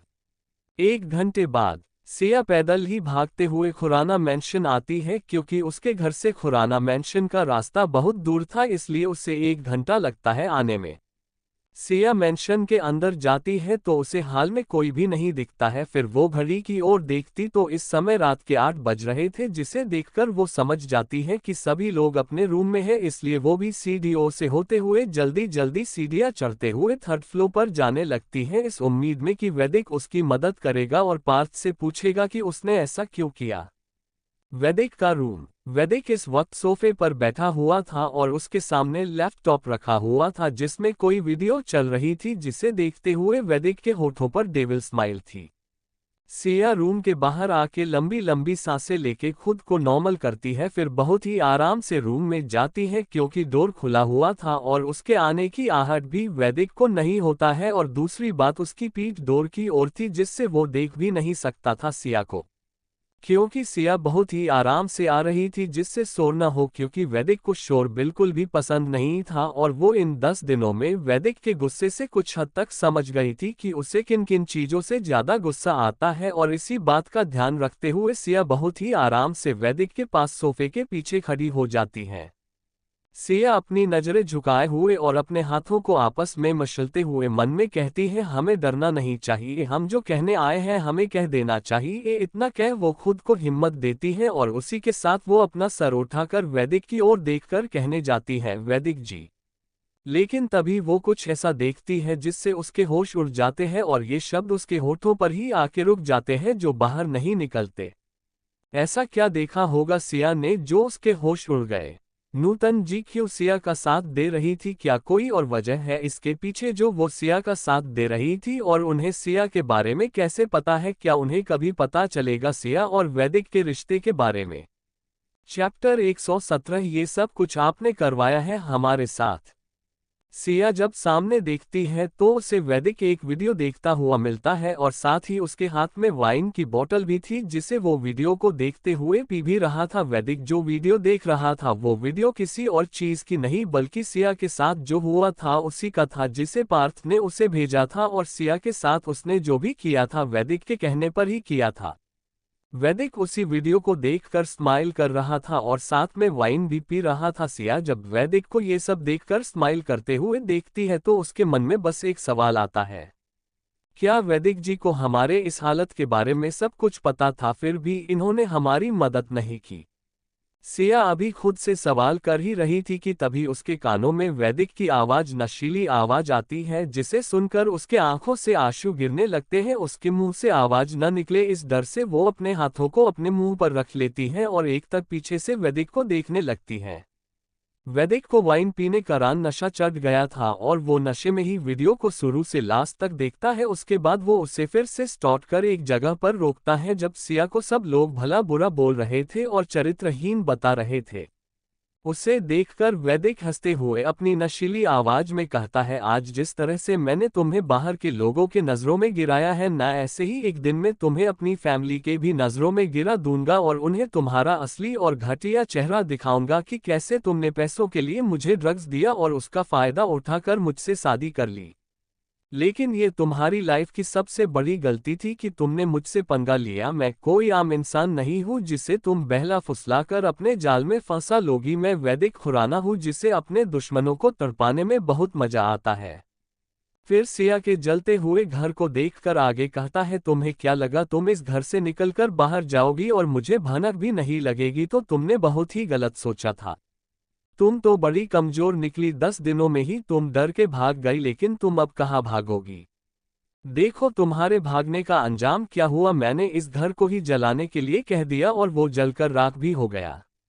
जिस तरह से आज मैंने तुम्हारे इस घर को जला दिया उसी तरह एक दिन मैं तुम्हारी जिंदगी को भी जलाकर राख में मिला दूंगा। तुम कहीं भी जाओ तुम्हें आना तो यही पड़ेगा। अगर तुमने फिर कभी यहाँ से जाने के बारे में सोचा या गई कहीं तो ठीक आज के जैसे ही मैं उसे भी जला दूंगा और साथ में तुम्हें भी उस आग में फेंक दूंगा। वैदिक इस बात से अनजान था कि उसकी सारी बातें उसके पीछे खड़ी सिया सुनकर अंदर ही अंदर घुट रही थी और लगातार उसके आंखों से पानी की तरह आंसू गिरते जा रहे थे। वैदिक आगे कहता है, ये तो अभी बस मैंने शुरुआत की है, बहुत जल्द मैं तुम्हें बर्बाद भी करूंगा। फिर वैदिक सिया के बेबस चेहरे को देखते हुए कहता है, बस यही बेबसी तो मुझे देखनी थी तुम्हारे चेहरे पर और इसी तरह तुम्हें गिड़गिड़ाते हुए देखना था। तुम सोच भी नहीं सकती हो तुम्हें इस हाल में देखकर मुझे कितनी खुशी हो रही है। इतना कह वो जोर जोर से हंसने लगता है। वैदिक हंसते हुए कहता है, तुम्हारी वजह से मुझे पहली बार थप्पड़ पड़ा था और मेरी फैमिली मेरे खिलाफ गई थी और आज सिर्फ तुम्हारी वजह से मेरा भाई मुझे इग्नोर करता है। अब देखो तुम्हें उसके बदले कितना तड़पना पड़ता है जिसे तुम सोच भी नहीं सकती हो। बहुत शौक था ना तुम्हें मिसेज खुराना बनने का, तो बर्बादी मुबारक हो Mrs Khurana. Oh sorry Mrs Khurana, बनने के लायक तो तुम हो नहीं, लेकिन नौकर जरूर बन सकती हो। लेकिन तुम तो इतनी गिरी हुई हो कि तुम पर नौकर होना भी सूट नहीं करेगा, बल्कि तुम पे इस घर के मेड और सर्वेंट की मेड बनना जरूर सूट करेगा। अब मैंने तुमसे शादी की है तो तुम सोचती ही होगी कहीं ना कहीं कि मैं तुम्हें अपनी पत्नी मानूंगा, लेकिन मैंने तो तुमसे शादी अपनी पत्नी बनाने के लिए नहीं, बल्कि इस घर के मैड्स और सर्वेंट के भी नौकरानी बनाने के लिए की है। इतना कह वैदिक अपने हाथ में पकड़े वाइन की बोतल को अपने मुंह से लगाकर पीने लगता है। सिया जो वैदिक की बातों को सुन रही थी उससे अब और सुना नहीं जाता है, और वो अपने एक एक कदम वैसे ही पीछे की ओर खींचने लगती है, और कुछ ही देर में वो डोर के पास आ जाती है और उस रूम से निकलकर बिना आगे पीछे देखे भागते हुए सीधे टेरिस पर जाने लगती है। कुछ ही देर में सिया टेरिस पर आ जाती और टेरिस के एक कोने में खुद को सिकोड़ कर बैठकर अपने मुंह पर से अपने हाथों को हटाकर जोर जोर से रोने लगती है। सिया रोते हुए ही कहती है, हम तो आपसे मदद मांगने आए थे, पर आप हमारी क्या मदद करते जब ये सब कुछ आपने ही करवाया है हमारे साथ। आप सच बहुत बुरे हैं वैदिक जी, हमें लगता था कि आप हम पे इसलिए गुस्सा करते हैं क्योंकि कि आप शादी नहीं करना चाहते थे, लेकिन हम गलत सोचते थे, बात तो कुछ और ही है। आप तो हमें उसकी सजा दे रहे हैं जो हमने किया ही नहीं है। हम आपको ड्रग्स कहाँ से देंगे, जबकि हम तो आपको जानते भी नहीं थे कि आप कौन हैं। इनफैक्ट हम तो माँ के अलावा किसी को भी नहीं जानते थे, फिर आपने हमारे बारे में इतना सब कुछ कैसे सोच लिया। आप हमें बर्बाद करना चाहते हैं, अब आप हमें कितना बर्बाद करेंगे, हम तो पूरी तरह से बर्बाद हो चुके हैं, अब तो हमारे पास कुछ बचा ही नहीं है जिसे आप छीनेंगे। इतना कह सिया बिलख बिलख कर रोने लगती है, क्योंकि उसके आंसू पोंछने वाला वहां कोई भी नहीं था और न ही उसे समझने वाला। सिया रोते हुए आगे कहती है, अगर किसी के साथ गलत हुआ है तो वो हम हैं, ना कि हमने गलत किया है। फिर भी आपने हमारा तमाशा बना डाला सबके सामने और हमें ही चरित्रहीन बना डाला। सिया इतना ज्यादा रो रही थी कि अब उसकी सांसें भी तेज हो गई थी और उसका सर इतना तेज घूम रहा था कि उसे ऐसा लग रहा था जैसे उसका दम घुट रहा हो और वो अभी के अभी मर जाएगी। सिया अपने दोनों हाथों से अपने सर को पकड़ लेती है और जोर जोर से हांफते हुए चिल्लाने लगती है दर्द की वजह से, और कुछ देर में ही वो उसी तरह से फर्श पर गिर के बेहोश हो जाती है। अगली सुबह जब सिया के ऊपर धूप की किरणें पड़ती है तब उसे होश आता है, तो वो खुद को इस हाल में देखकर याद करने लगती है कि वो यहाँ कैसे पहुंची। फिर एक एक कर उसे सारी बातें याद आने लगती हैं, जिससे उसका दिल कड़वाहट से भर जाता है और वो अपने मन में कहती है, हमारी ऐसी हालत कर दी है आपने कि हम अपने खिलाफ आवाज भी नहीं उठा सकते हैं और ना ही अपनी बेगुनाही साबित कर सकते हैं, जिससे आपकी गलतफहमी दूर हो सके कि हमने आपके साथ कुछ भी नहीं किया है। वैदिक जी, हम आपको इसके लिए कभी माफ नहीं करेंगे। कहते हुए सिया के आंखों से फिर से आंसू गिरने लगते हैं और वो एक लाश की तरह आसाम की ओर देखने लगती है। फ्लैश बैक एंड चैप्टर 118 जान निकल गई। जान की जान तो कब की निकल गई। सिया वैदिक के एक्सप्रेशन बदलते हुए देखकर उस दिन को याद करती है कि कैसे उसके साथ वैदिक ने ये सब करवाया था। प्रेजेंट टाइम में सिया ये सब याद कर खुद के ऊपर हंसने लगती है। उसे हंसते हुए देखकर वैदिक की भावें सिकुड़ जाती हैं और वो अपनी आंखें में सवाल लिए सिया को देखने लगता है, जैसे वो पूछना चाहता था कि तुम्हें ये सब कैसे पता चला। सिया वैदिक की आंखों में सवाल देखकर हंसते हुए कहती है, ओह मिस्टर वैदिक खुराना, चलिए हम आपको एक और राज की बात बताते हैं। आपको पता है जिस दिन आपके उस सो कॉल्ड एसिडेंट ने आपके कहने पर हमारे घर को जलाया था, तो हम वहां से भागकर आपके पास आए थे इस उम्मीद में कि आप उसने पूछेंगे कि उन्होंने ऐसा क्यों किया हमारे साथ, क्योंकि हमें लगता था आप बस इस शादी के वजह से नाराज हैं। लेकिन जब आपको पता चलेगा हमारे साथ क्या हुआ तो आप जरूर हमारी मदद करेंगे, और मैं भी बेवकूफ की तरह आपके पास भाग कर आए। लेकिन उसके बाद मैंने आपको अपनी बर्बादी की वीडियो देखते हुए देखकर हमारे तो होश ही उड़ गए थे, हमें तो विश्वासहीन ही हो रहा था। लेकिन जब उसके बाद आपने हमारे लिए कहा था, हमने सब कुछ सुना था और उसे सुनने के बाद हमें यकीन हो गया था कि ये सब कुछ आपने ही करवाया है अपने सो कॉल्ड ईगो के चलते। फिर जब हमसे सहा नहीं गया तो हम वहां से चले गए, क्योंकि हम जिस उम्मीद के साथ आपके पास आए थे उसे तो आपकी बातों और हरकतों ने तार तार कर दिया था। जब आग लगाने वाले आप ही थे तो आप उस आग को बुझाते कैसे। सिया की बात सुनकर वैदिक समझ जाता है कि सिया को सब कुछ पता पहले से ही पता था। सिया आगे कहती हैं, आपको पता है उस दिन सच में हमारी जान जाते जाते बची थी। हमें इतना दर्द हो रहा था जिसे हम बयां तक नहीं कर पा रहे थे। हम मरना चाहते थे लेकिन हम वो भी नहीं कर पाए क्योंकि हमें लगा शायद आप नशे में थे और आपको गलतफहमी हुई है कि हमने आपको ड्रग्स दिया है, इसलिए आपने ऐसा किया। जब आपकी गलतफहमी दूर हो जाएगी तो आप हमें अपना लेंगे। लेकिन हमने फिर से गलती कर दी क्योंकि आप तो बदले ही नहीं, आप और भी ज्यादा दर्द हमें देते गए। फिर भी हम सहते गए और ऐसे ही एक दिन तंग आके हमने अपनी हाथ की नस भी काट ली। और उस दिन जब हमें पता चला कि हम प्रेग्नेंट हैं तो हमारे अंदर फिर से एक चाह ने उम्मीद ले ली कि अब आप अपने बच्चों के ही खातिर हमें एक्सेप्ट कर लेंगे। और इसी उम्मीद में हम आपको बताने भी गए थे। आपको तो याद ही होगा और आपने उस वक्त भी हमारा मजाक उड़ाया था ये कहकर कि अब मैं बच्चे का इस्तेमाल कर रही हूँ आपके पास आने के लिए। और साथ ये भी कहा था आपने कि आपको जैसे हमसे कोई लेना देना नहीं है वैसे ही इस बच्चे से भी आपका कोई वास्ता नहीं है। और उस दिन सच में आपने हमें बिन मारे ही हमारी जान ले ली थी और उसी दिन ही हमारी जान निकल गई थी। बस बचा था तो हमारा शरीर। आपने हमें इस कदर तोड़कर रख दिया कि हम खुद को जोड़ ही नहीं पाए और आपने हम इस लायक भी नहीं छोड़ा था कि हम कहीं दूर जाके रह सके। हम जब भी यहाँ से जाने की सोचते तो हमें वही मंजर याद आ जाता है जिससे याद कर हम डर जाया करते थे। और तब से ही हम बस उस दिन का इंतजार करने लगे जिस दिन आप हमारे इस बेजान शरीर को भी जलाएंगे। शायद उस दिन के बाद हम सुकून से जिए। सिया आज अपने हर उस दर्द को वैदिक से बता रही थी जो उसने सहा था। उसे कैसा महसूस होता था उसे वैदिक ने इस हद तक तोड़ दिया था कि उसके जीना की इच्छा ही मर गई थी। वो बस अपने मौत का इंतजार करने लगती है। शायद उसे लगता था उसे मरने के बाद ही सुकून नसीब होगा, जीते जी उससे बस दर्द को ही सहना होगा।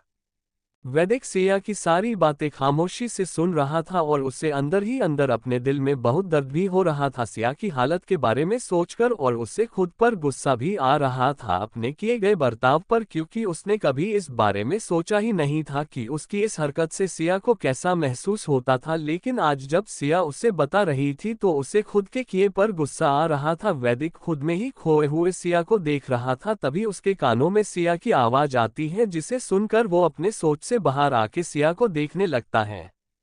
सिया वैदिक से आगे सवाल करती है अपने सर्द चेहरे के साथ, वैसे आपको बहुत मजा आया होगा ना हमें इस हाल में देखकर, हमें सबकी नजरों में गिरते हुए देखकर आपने खूब एंजॉय किया था या उसमें कोई कमी रह गई थी?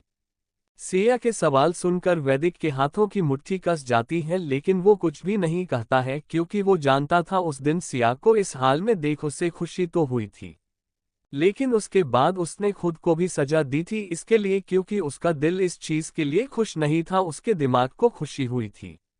लेकिन अपने दिल के आगे मजबूर होकर वैदिक ने भी खुद को सिया के जाने के कुछ देर बाद चोट पहुंचाई थी जिसे उसके अलावा कोई भी नहीं जानता था। और वो इस चीज को सिया के सामने कभी मान नहीं सकता था कि वो उसे दर्द पहुंचाने के बाद खुद को भी हमेशा चोट पहुंचाया करता था, इसलिए वो खामोश ही रहता है। सिया वैदिक को खामोश देखकर वैदिक को ऊपर से नीचे एक नजर देखकर कहती है, वैसे आपने उस दिन जो कहा था सब कुछ किया आपने हमारे साथ, वो भी 1 महीने के अंदर ही। लेकिन आपको पता है बस 2 चीजें आप नहीं कर पाए। फिर भी कोई बात नहीं, चलिए आज करते हैं। और सबसे मजे की बात क्या है पता है आपको? आज हम खुद आपका साथ देंगे। इतना कह सिया की मुस्कान और भी गहरी हो जाती है जिसे देखकर वैदिक को कुछ गलत होने का एहसास होता है और वो इस बार चुप नहीं रह पाता है और बोल पड़ता है, जान ना शब्द पर जोर देते हुए।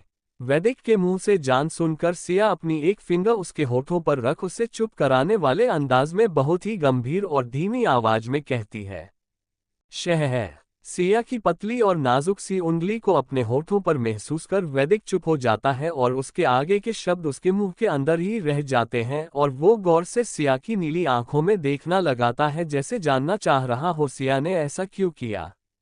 तभी सिया उसी तरह अपने पैरों पर उचक कर खुद के फेस को वैदिक के कान के पास करती है। सिया के ऐसे खुद के करीब आने से वैदिक की दिल की धड़कन बढ़ जाती है। तभी उसके कानों में सिया की आवाज आती है जिसे सुनकर वो गुस्से से अपनी आंखें बंद कर लेता है। सिया बहुत ही धीमी आवाज में वैदिक के कान में कहती है, हमें जान मत कहिए क्योंकि जान की जान तो कब की निकल गई, जिसे आपने कब का ही निकाल लिया था। इतना कह वो अपनी गर्म सांसें वैदिक की गर्दन में छोड़ते हुए उससे दूर होकर स्माइल करने लगती हैं। Chapter 119 flying kiss. उस वीडियो में जो लड़की थी वो लड़की कोई और नहीं बल्कि सिया ही था। सिया के दूर होने के बाद वैदिक अपनी आंखें खोलकर सिया के हंसते हुए फेस को देखता है तो उसे और भी दर्द महसूस होता है क्योंकि वो जानता था कि इस हंसी के पीछे कितना दर्द छिपा हुआ है। वैदिक सिया के कहे गए शब्दों के पीछे का भी मतलब बखूबी समझ रहा था कि सिया ने ऐसा क्यों कहा। वैदिक अपने हाथ को ऊपर उठाकर सिया के गालों पर रखते हुए कहता है, जान, तुम मेरी जान हो और मैं तुम्हें वही कहूंगा। इतना कह वो झुककर सिया के माथे को चूम लेता है। सिया उससे दूर होकर कहती है, अरे मैं तो भूल ही गई थी, अभी हमें जरूरी काम करना है, हमें सबको बताना भी तो है क्योंकि ये सबसे अच्छा समय है सबको सच जानने का। इतना कह वो वैदिक का हाथ पकड़कर कमरे से जाने लगती है। सिया की बात सुन और उसे अपना हाथ पकड़ जाते हुए देखकर वैदिक खुद को जाने से रोक देता है और अपनी सवालिया नजरों से सिया को देखने लगता है जैसे वो पूछ रहा हो, तुम्हारे कहने का मतलब मैं समझा नहीं और तुम किस सच की बात कर रही हो।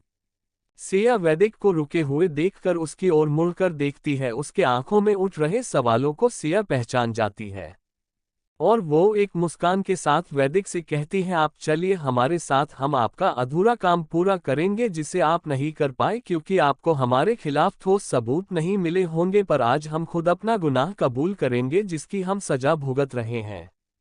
आप हमें सबके नजरों में गिराना चाहते थे न, लेकिन ये काम आपसे हो नहीं पाया, आज हम खुद कर देते हैं।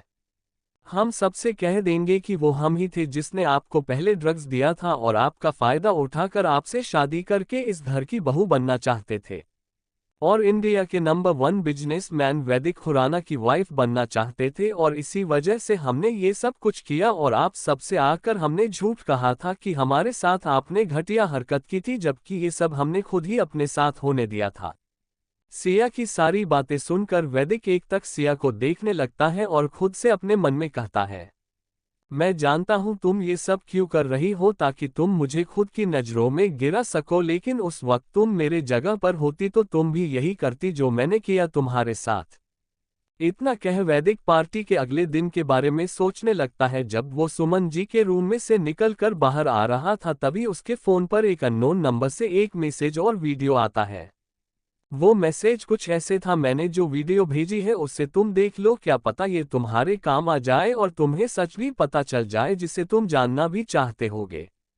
मैसेज पढ़ने के बाद वैदिक वीडियो ओपन करता है तो उसकी आंखें हैरानी से बड़ी हो जाती हैं क्योंकि उस वीडियो में एक लड़की थी जो एक ड्रिंक में कुछ मिला रही थी। उसके बाद वो उसे एक वेटर को वो ड्रिंक और उसके साथ एक लिफाफा जिसमें पैसे थे देते हुए उससे कुछ कहती है, जिसके बाद वो वेटर चारों ओर देखता है। जब उसे लगता है कि उसे कोई नहीं देख रहा है तो वो ले लेता है। वेटर सीधे आके ड्रिंक का ग्लास वैदिक के सामने कर देता है और वैदिक उस ड्रिंक को उठा भी लेता है।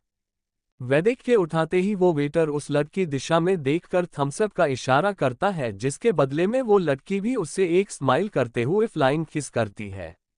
उस वीडियो में जो लड़की थी वो लड़की कोई और नहीं बल्कि सिया ही थी। वैदिक उसे याद करते हुए अपनी सोच से बाहर आता है, फिर आगे अपने मन कहता है, लेकिन वो सब किसी की चाल थी जिसमें तुम फंस गई और मैंने भी उस गलत फहमी के चलते तुम्हें हट किया। लेकिन जब मुझे सच पता चला तो मेरी ये गलत फहमी भी दूर हो गई थी कि तुमने मेरे साथ ऐसा नहीं किया है, लेकिन उसके बाद मैंने जो किया वो सब सिर्फ एक। इतना कहते कहते वैदिक खुद को आगे कुछ भी कहने से रोक लेता है और आगे कहता है, मैं आज भी तुम्हें नहीं बताना चाहता था और ना ही अपनी इस साइड को तुम्हारे सामने लाने चाहता था, लेकिन ये सब कुछ बस उस कल के आए लड़के चित्रांत के वजह से करना पड़ा क्योंकि वो तुम्हें मुझसे दूर करना चाहता है, लेकिन मैं तुम्हें खुद से दूर नहीं जाने दूंगा। उसके लिए मुझे सामने ही क्यों ना आना पड़े, मैं आऊंगा और उसे तुम्हारी जिंदगी में से निकाल फेंकूंगा। मैंने तुम्हारे बारे में जितना पता लगाया था उसके हिसाब से तुम्हारा कोई भी नहीं था, तो फिर तुम्हारा ये भाई कहाँ से आ गया? और वो तुम्हें जिस नज़र से देखता है वो बिल्कुल ही अलग है। चित्रांत की नज़रों को याद करते हुए तुम्हारे सामने कुछ और बनने की कोशिश करता है, लेकिन रियल में वो कुछ और ही है। वैदिक ये सब कुछ अपने आप से कह रहा था, लेकिन बाहर से उसका फेस अभी भी एक्सप्रेशन लेस था। उसके फेस पर कोई भी भाव नजर नहीं आ रहा था। उसे देखकर कोई भी नहीं बता सकता था कि उसके दिमाग में क्या चल रहा है। उसे देखकर ऐसा लग रहा था जैसे वो बस बिना भाव के अपनी जगह पर खड़ा है। ऐसा बस सिया को लग रहा था, कोल्ड स्वेट स्माइल, पर उसे क्या पता था कि वैदिक के दिमाग बहुत कुछ चल रहा है जिससे वो अभी तक अनजान थी, और वो आज वैदिक की क्लास लेने की धुन में थी और उसे उसकी गलतियों का एहसास कराना चाहती थी। या फिर एक ये भी रीजन हो सकता था कि उसे वैदिक का ये रूप हजम नहीं हो रहा था और वो वैदिक को उसका सही रूप याद दिलाना चाहती थी, लेकिन वैदिक को चित्रांग से इनसिक्योरिटी फील होने लगी थी कि वो सिया को उससे दूर कर देगा और अपने साथ लेके चला जाएगा, और सिया भी उसे छोड़ के चली जाएगी अगर वो उसके साथ इसी तरह से बिहेव करता रहा। तो इसलिए वैदिक ने सिया के साथ अच्छे से बिहेव करने लगा, क्योंकि उसके मन में ईशा की बातें कहीं ना कहीं घर कर गई थी। ग्रिन ग्रिन, ये तो रही मेरी बातें हैं कहानी पर। सिया वैदिक को बिना भाव के खामोशी के साथ अभी भी खड़ा हुआ देखकर कहती है, चलिए हमारे साथ, आप अभी भी क्यों खड़े हैं, आखिरी आप भी तो यही चाहते थे। सिया की बात सुनकर वैदिक अपने ख्याल से बाहर आता है। तभी वो शुरू से लेके अब तक की सिया की सारी बातों को सोचता है। तभी उसके दिमाग में कुछ हिट करता है और उसे सोच के वैदिक के होठों पर शैतानी मुस्कान आ जाती है और वो खुद से कहता है, जान तुम बहुत ही मासूम हो और मुझे पता है तुम्हें कब कहाँ और कैसे हैंडल करना है। वैदिक खुद से बात करके सिया से कहता है, जान मैं ऐसा कुछ भी नहीं करना चाहता था, तुम्हें सच में कोई गलत फहमी हुई है, मैं क्यों तुम्हें सबकी नज़रों में गिराऊंगा, मुझे तो याद भी नहीं है कि मैंने ऐसा कुछ कहा भी है। वैदिक की बात सुनकर सिया पूरी कंफ्यूज्ड हो जाती है, क्योंकि वैदिक की बातें उसके समझ के बाहर थी। वैदिक की मुस्कान और भी गहरी हो जाती है जब वो सिया के फेस पर नासमझी वाले भाव को देखता, लेकिन वैदिक अपनी मुस्कान को उतनी ही तेजी से सिया से छिपा भी लेता है। चैप्टर 120 चित्रांग आया फिर से वैदिक के कमरे में। वैदिक बेचारों वाला फेस बनाते हुए आगे कहता है, जान मैं सच कह रहा हूं, मुझे इस बारे में कुछ भी याद नहीं है। उसकी बात सुनकर सिया कहती है, तो आप ये कहना चाहते हैं हम झूठ कह रहे हैं। उसकी बात सुनकर वैदिक न में अपना सर हिला देता है, जिसे देखकर सिया आगे कहती है, तो फिर आपको याद क्यों नहीं है, हमने खुद अपनी आंखों और कानों से आपको ये सब कहते हुए देखा और सुना था। फिर आप मुकर कैसे सकते हैं, कहीं ऐसा तो नहीं है न कि अब आपको अपने किए पर शर्म आ रही है। सिया की बात सुनकर वैदिक अपने मन में कहता है, मैंने जितना सोचा था उतना आसान नहीं है, फिर भी मैं भी वैदिक खुराना हूँ और मेरी डिक्शनरी में हर शब्द लिखा ही नहीं है, खुद से कह। वो आगे अपनी बात जारी करते हुए सिया से कहता है, मुझे इसलिए कुछ याद नहीं है क्योंकि उस वक्त मैं नशे में था और मैंने क्या कहा क्या नहीं ये मैं नहीं जानता हूँ। उसकी बात सुनकर सिया सोचने लगती है, क्या ये सब सच है या नहीं, लेकिन अपने साथ हुए बिहेव को याद करते हुए कहती है, तो आप ये कह रहे हैं कि आपने उस वक्त जो भी कहा था सब नशे में कहा था, तो फिर आप हमें ये बताइए, और आप हमारे साथ जैसा बिहेव करते थे वो तो नशे में नहीं ना करते थे। उसकी बात सुनकर वैदिक आगे कहता है, जान मैंने जो किया उसे बदल तो नहीं सकता हूं, लेकिन उसमें गलती तुम्हारी भी है। वैदिक की बात सुनकर सिया अपनी आंखें बड़ी बड़ी कर लेती हैं और उसी तरह से उसके शब्दों को दोहराती है, हमारी भी गलती है। जिसके जवाब में वैदिक भी अपना सर हिला देता है। उसे हाँ में सिर हिलाते हुए देखकर सिया उससे सवाल करती है, वो कैसे। सिया का सवाल सुन वैदिक उसका जवाब देते हुए आगे कहता है, क्योंकि तुम चुपचाप सब सह लेती थी, बदले में कुछ भी नहीं कहती थी। वैदिक का बेतुका बयान सुनकर सिया कहती है, क्या हमें कभी कुछ भी बोलने का हक मिला था, क्या आपने हमें कभी वो हक दिया कि हम कुछ कह सके। आपने तो हमें उस लायक ही नहीं छोड़ा था कि हम अपने खिलाफ आवाज भी उठा सके, तो फिर आप ऐसा कैसे कह सकते हैं। आपने ही तो हम पे सारी बंदिशें लगाई थी, हम तो आपके लिए एक नौकरनी थे ना। और फिर जोर से चिल्लाते हुए कहती हैं, वो आप नहीं थे जिसने हमें सबसे दूर रहने के लिए कहा था, या फिर वो भी आप नहीं थे जिसने हमें नौकरों के काम करने के लिए नहीं कहा था, या आप वो भी नहीं थे जिसने हमें खुद का खर्चा उठाने के लिए नहीं कहा था। अगर हमें किसी ने कुछ भी दिया तो आप हमें घर से धक्के मार के निकाल देंगे। या फिर वो भी आप नहीं थे जिसने हमें नौकरों के सामने जलील करने का एक भी मौका नहीं छोड़ा था, या फिर वो भी आप नहीं थे जिसने हमें अपनी पत्नी मानने से इनकार कर दिया था और इस घर में होते हुए भी किसी के सामने आने से मना कर दिया था। वो आप ही थे जो हमें दर्द से तड़पता हुआ देखना चाहते थे। अब कितना तड़पे हम बताए, और भी कुछ बचा है। जब हमें दर्द होता था हम रातों में उठकर रोया करते थे, तब क्यों आपने हमसे क्यों नहीं पूछा।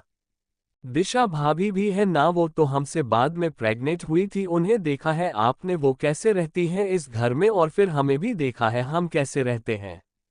उनके पास तो सब कुछ है ना, उनके आगे पीछे लोग रहते हैं, उन्हें एक गिलास पानी चाहिए रहता है तो वो भी उन्हें खुद से लेने की जरूरत नहीं पड़ती है।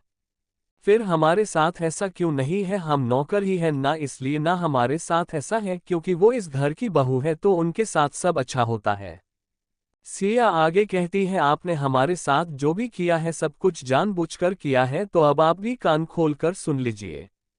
हम जैसे भी हैं और जिस हाल में बहुत ही अच्छे हैं, तो आप अपना ये जो 2 दिनों से दिखावा कर रहे हैं ना उसे बंद कर दीजिए, क्योंकि अब हमें कोई फर्क नहीं पड़ता है। इससे इतना कहते कहते सिया की सांसें बहुत तेज चलने लगती हैं और उसके कदम भी लड़खड़ा जाते हैं, जिन्हें देखकर वैदिक तुरंत सिया को पकड़ लेता है और उसकी पीठ को सहलाने लगता है। इस हालत में सिया ने इतनी देर तक लगातार चिल्लाकर बोला था कि उसके वजह से उसकी सांसें तेज चलने लगी थी। वैदिक सिया की पीठ को सहलाते हुए उसे कहता है आराम आराम से सांसें लो और गहरी सांस लो जान। कुछ देर में सिया खुद को नॉर्मल करती है। इस समय उसका फेस पूरा लाल हो गया था और उसकी बॉडी अभी भी हल्की हल्की कॉप रही थी, जिसे वैदिक भी महसूस कर रहा था। वैदिक सिया को अपने गले से लगा लेता है, लेकिन वो पूरी तरह से नहीं लगा पाता है क्योंकि उनके बीच में सिया का निकला हुआ पेट आ रहा था, लेकिन फिर भी वो ऐसे ही उसे अपने गले से लगता है, जिसे देखकर सिया वैदिक को खुद से दूर करने लगती है। लेकिन वैदिक उसे नहीं छोड़ता है, उल्टा उसकी पकड़ और भी तेज हो जाती है और वो सिया पर अपनी पकड़ कसते हुए अपने मन में कहता है मैंने जो सोचा था उसका उल्टा ही हो गया। कहा मैं नशे में होने का बहाना बनाकर जान का ध्यान उस बात पर भटकाना चाहता था, लेकिन उसने दूसरी ही बात ला दी। लेकिन एक चीज अच्छा ही हुआ, वो अब सबके पास जाना भूल गई। वैदिक सिया को गले लगाया हुए खड़ा था कि तभी उसके रूम के डोर पर बाहर से कोई नॉक करता है, जिसे सुनकर वैदिक सिया को दूर करता है और उसे एक वायरिंग वाला लुक देता है, जैसे कह रहा हो कि अगर अब एक शब्द भी तुम्हारे मुंह से निकला तो मुझसे बुरा कोई भी नहीं होगा। उसके बाद डोर ओपन करने के लिए चला जाता है क्योंकि उसे पता था इस वक्त कौन आया होगा, जिसे सिया भी समझ जाती है और तभी उसकी अंतरात्मा से आवाज आती है जो सिया से वैदिक के गुस्से को याद करते हुए कहती है। सिया की अंतरात्मा, सिया आज तुमने सच में बहुत कुछ बोल दिया है और तुम्हारे वैदिक जी ने भी शांति से सुन लिया है, अब चुप रहने में ही तुम्हारी भलाई है। अगर उन्हें गुस्सा आ गया तो तुम सोच भी नहीं सकती और तुम इस बात को भी झूठला नहीं सकती हो कि तुम चाहे कितना ही कुछ क्यों ना कह दो, डर तो तुम्हें आज भी उतना ही लगता है जितना पहले लगता था। इतना कह उसकी अंतरात्मा जोर जोर से हंसने लगती है। सिया अपने अंतरात्मा की बात सुन और उसे खुद पर हंसते हुए महसूस कर उसे डटाते हुए कहती है तुम जहां से आए हो वहां पर चली जाओ और अब हमें किसी से डर नहीं लगता है। सिया की डांट खा के उसकी अंतरात्मा चुप हो जाती है।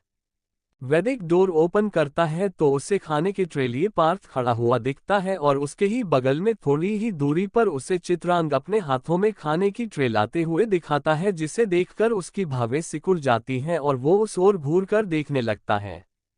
कुछ ही पलों में चित्रांग उसके सामने आकर खड़ा हो जाता है और वैदिक के दूसरे साइड से उसे इग्नोर करते हुए रूम के अंदर चला जाता है। उसे इस तरह से बिना पूछे जाते हुए देखकर वैदिक अपने हाथ की मुट्ठी बना लेता है और गेट पर खड़ा पार्थ भी घूरकर चित्रांग के बैग को देखने लगता है। वैदिक पार्थ के हाथ से खाने की ट्रे लेता है हुए पार्थ से कहता है डिनर कर लेने के 2 घंटे बाद स्टडी रूम में मिलो वीर के साथ। उसकी बात सुनकर पार्थ अपना सर हाँ में हिलाकर वहां से चला जाता है। उसके जाने के बाद वैदिक डोर क्लोज करते हुए अंदर आता है और तभी उसके कानों में चित्रांग की आवाज पड़ती है, जिसे सुनकर उसे बहुत तेज गुस्सा आता है। Thank you. आपको नोवेल कैसा लगा कमेंट करें। नेक्स्ट पार्ट देखने के लिए चैनल को सब्सक्राइब करें। Thank you.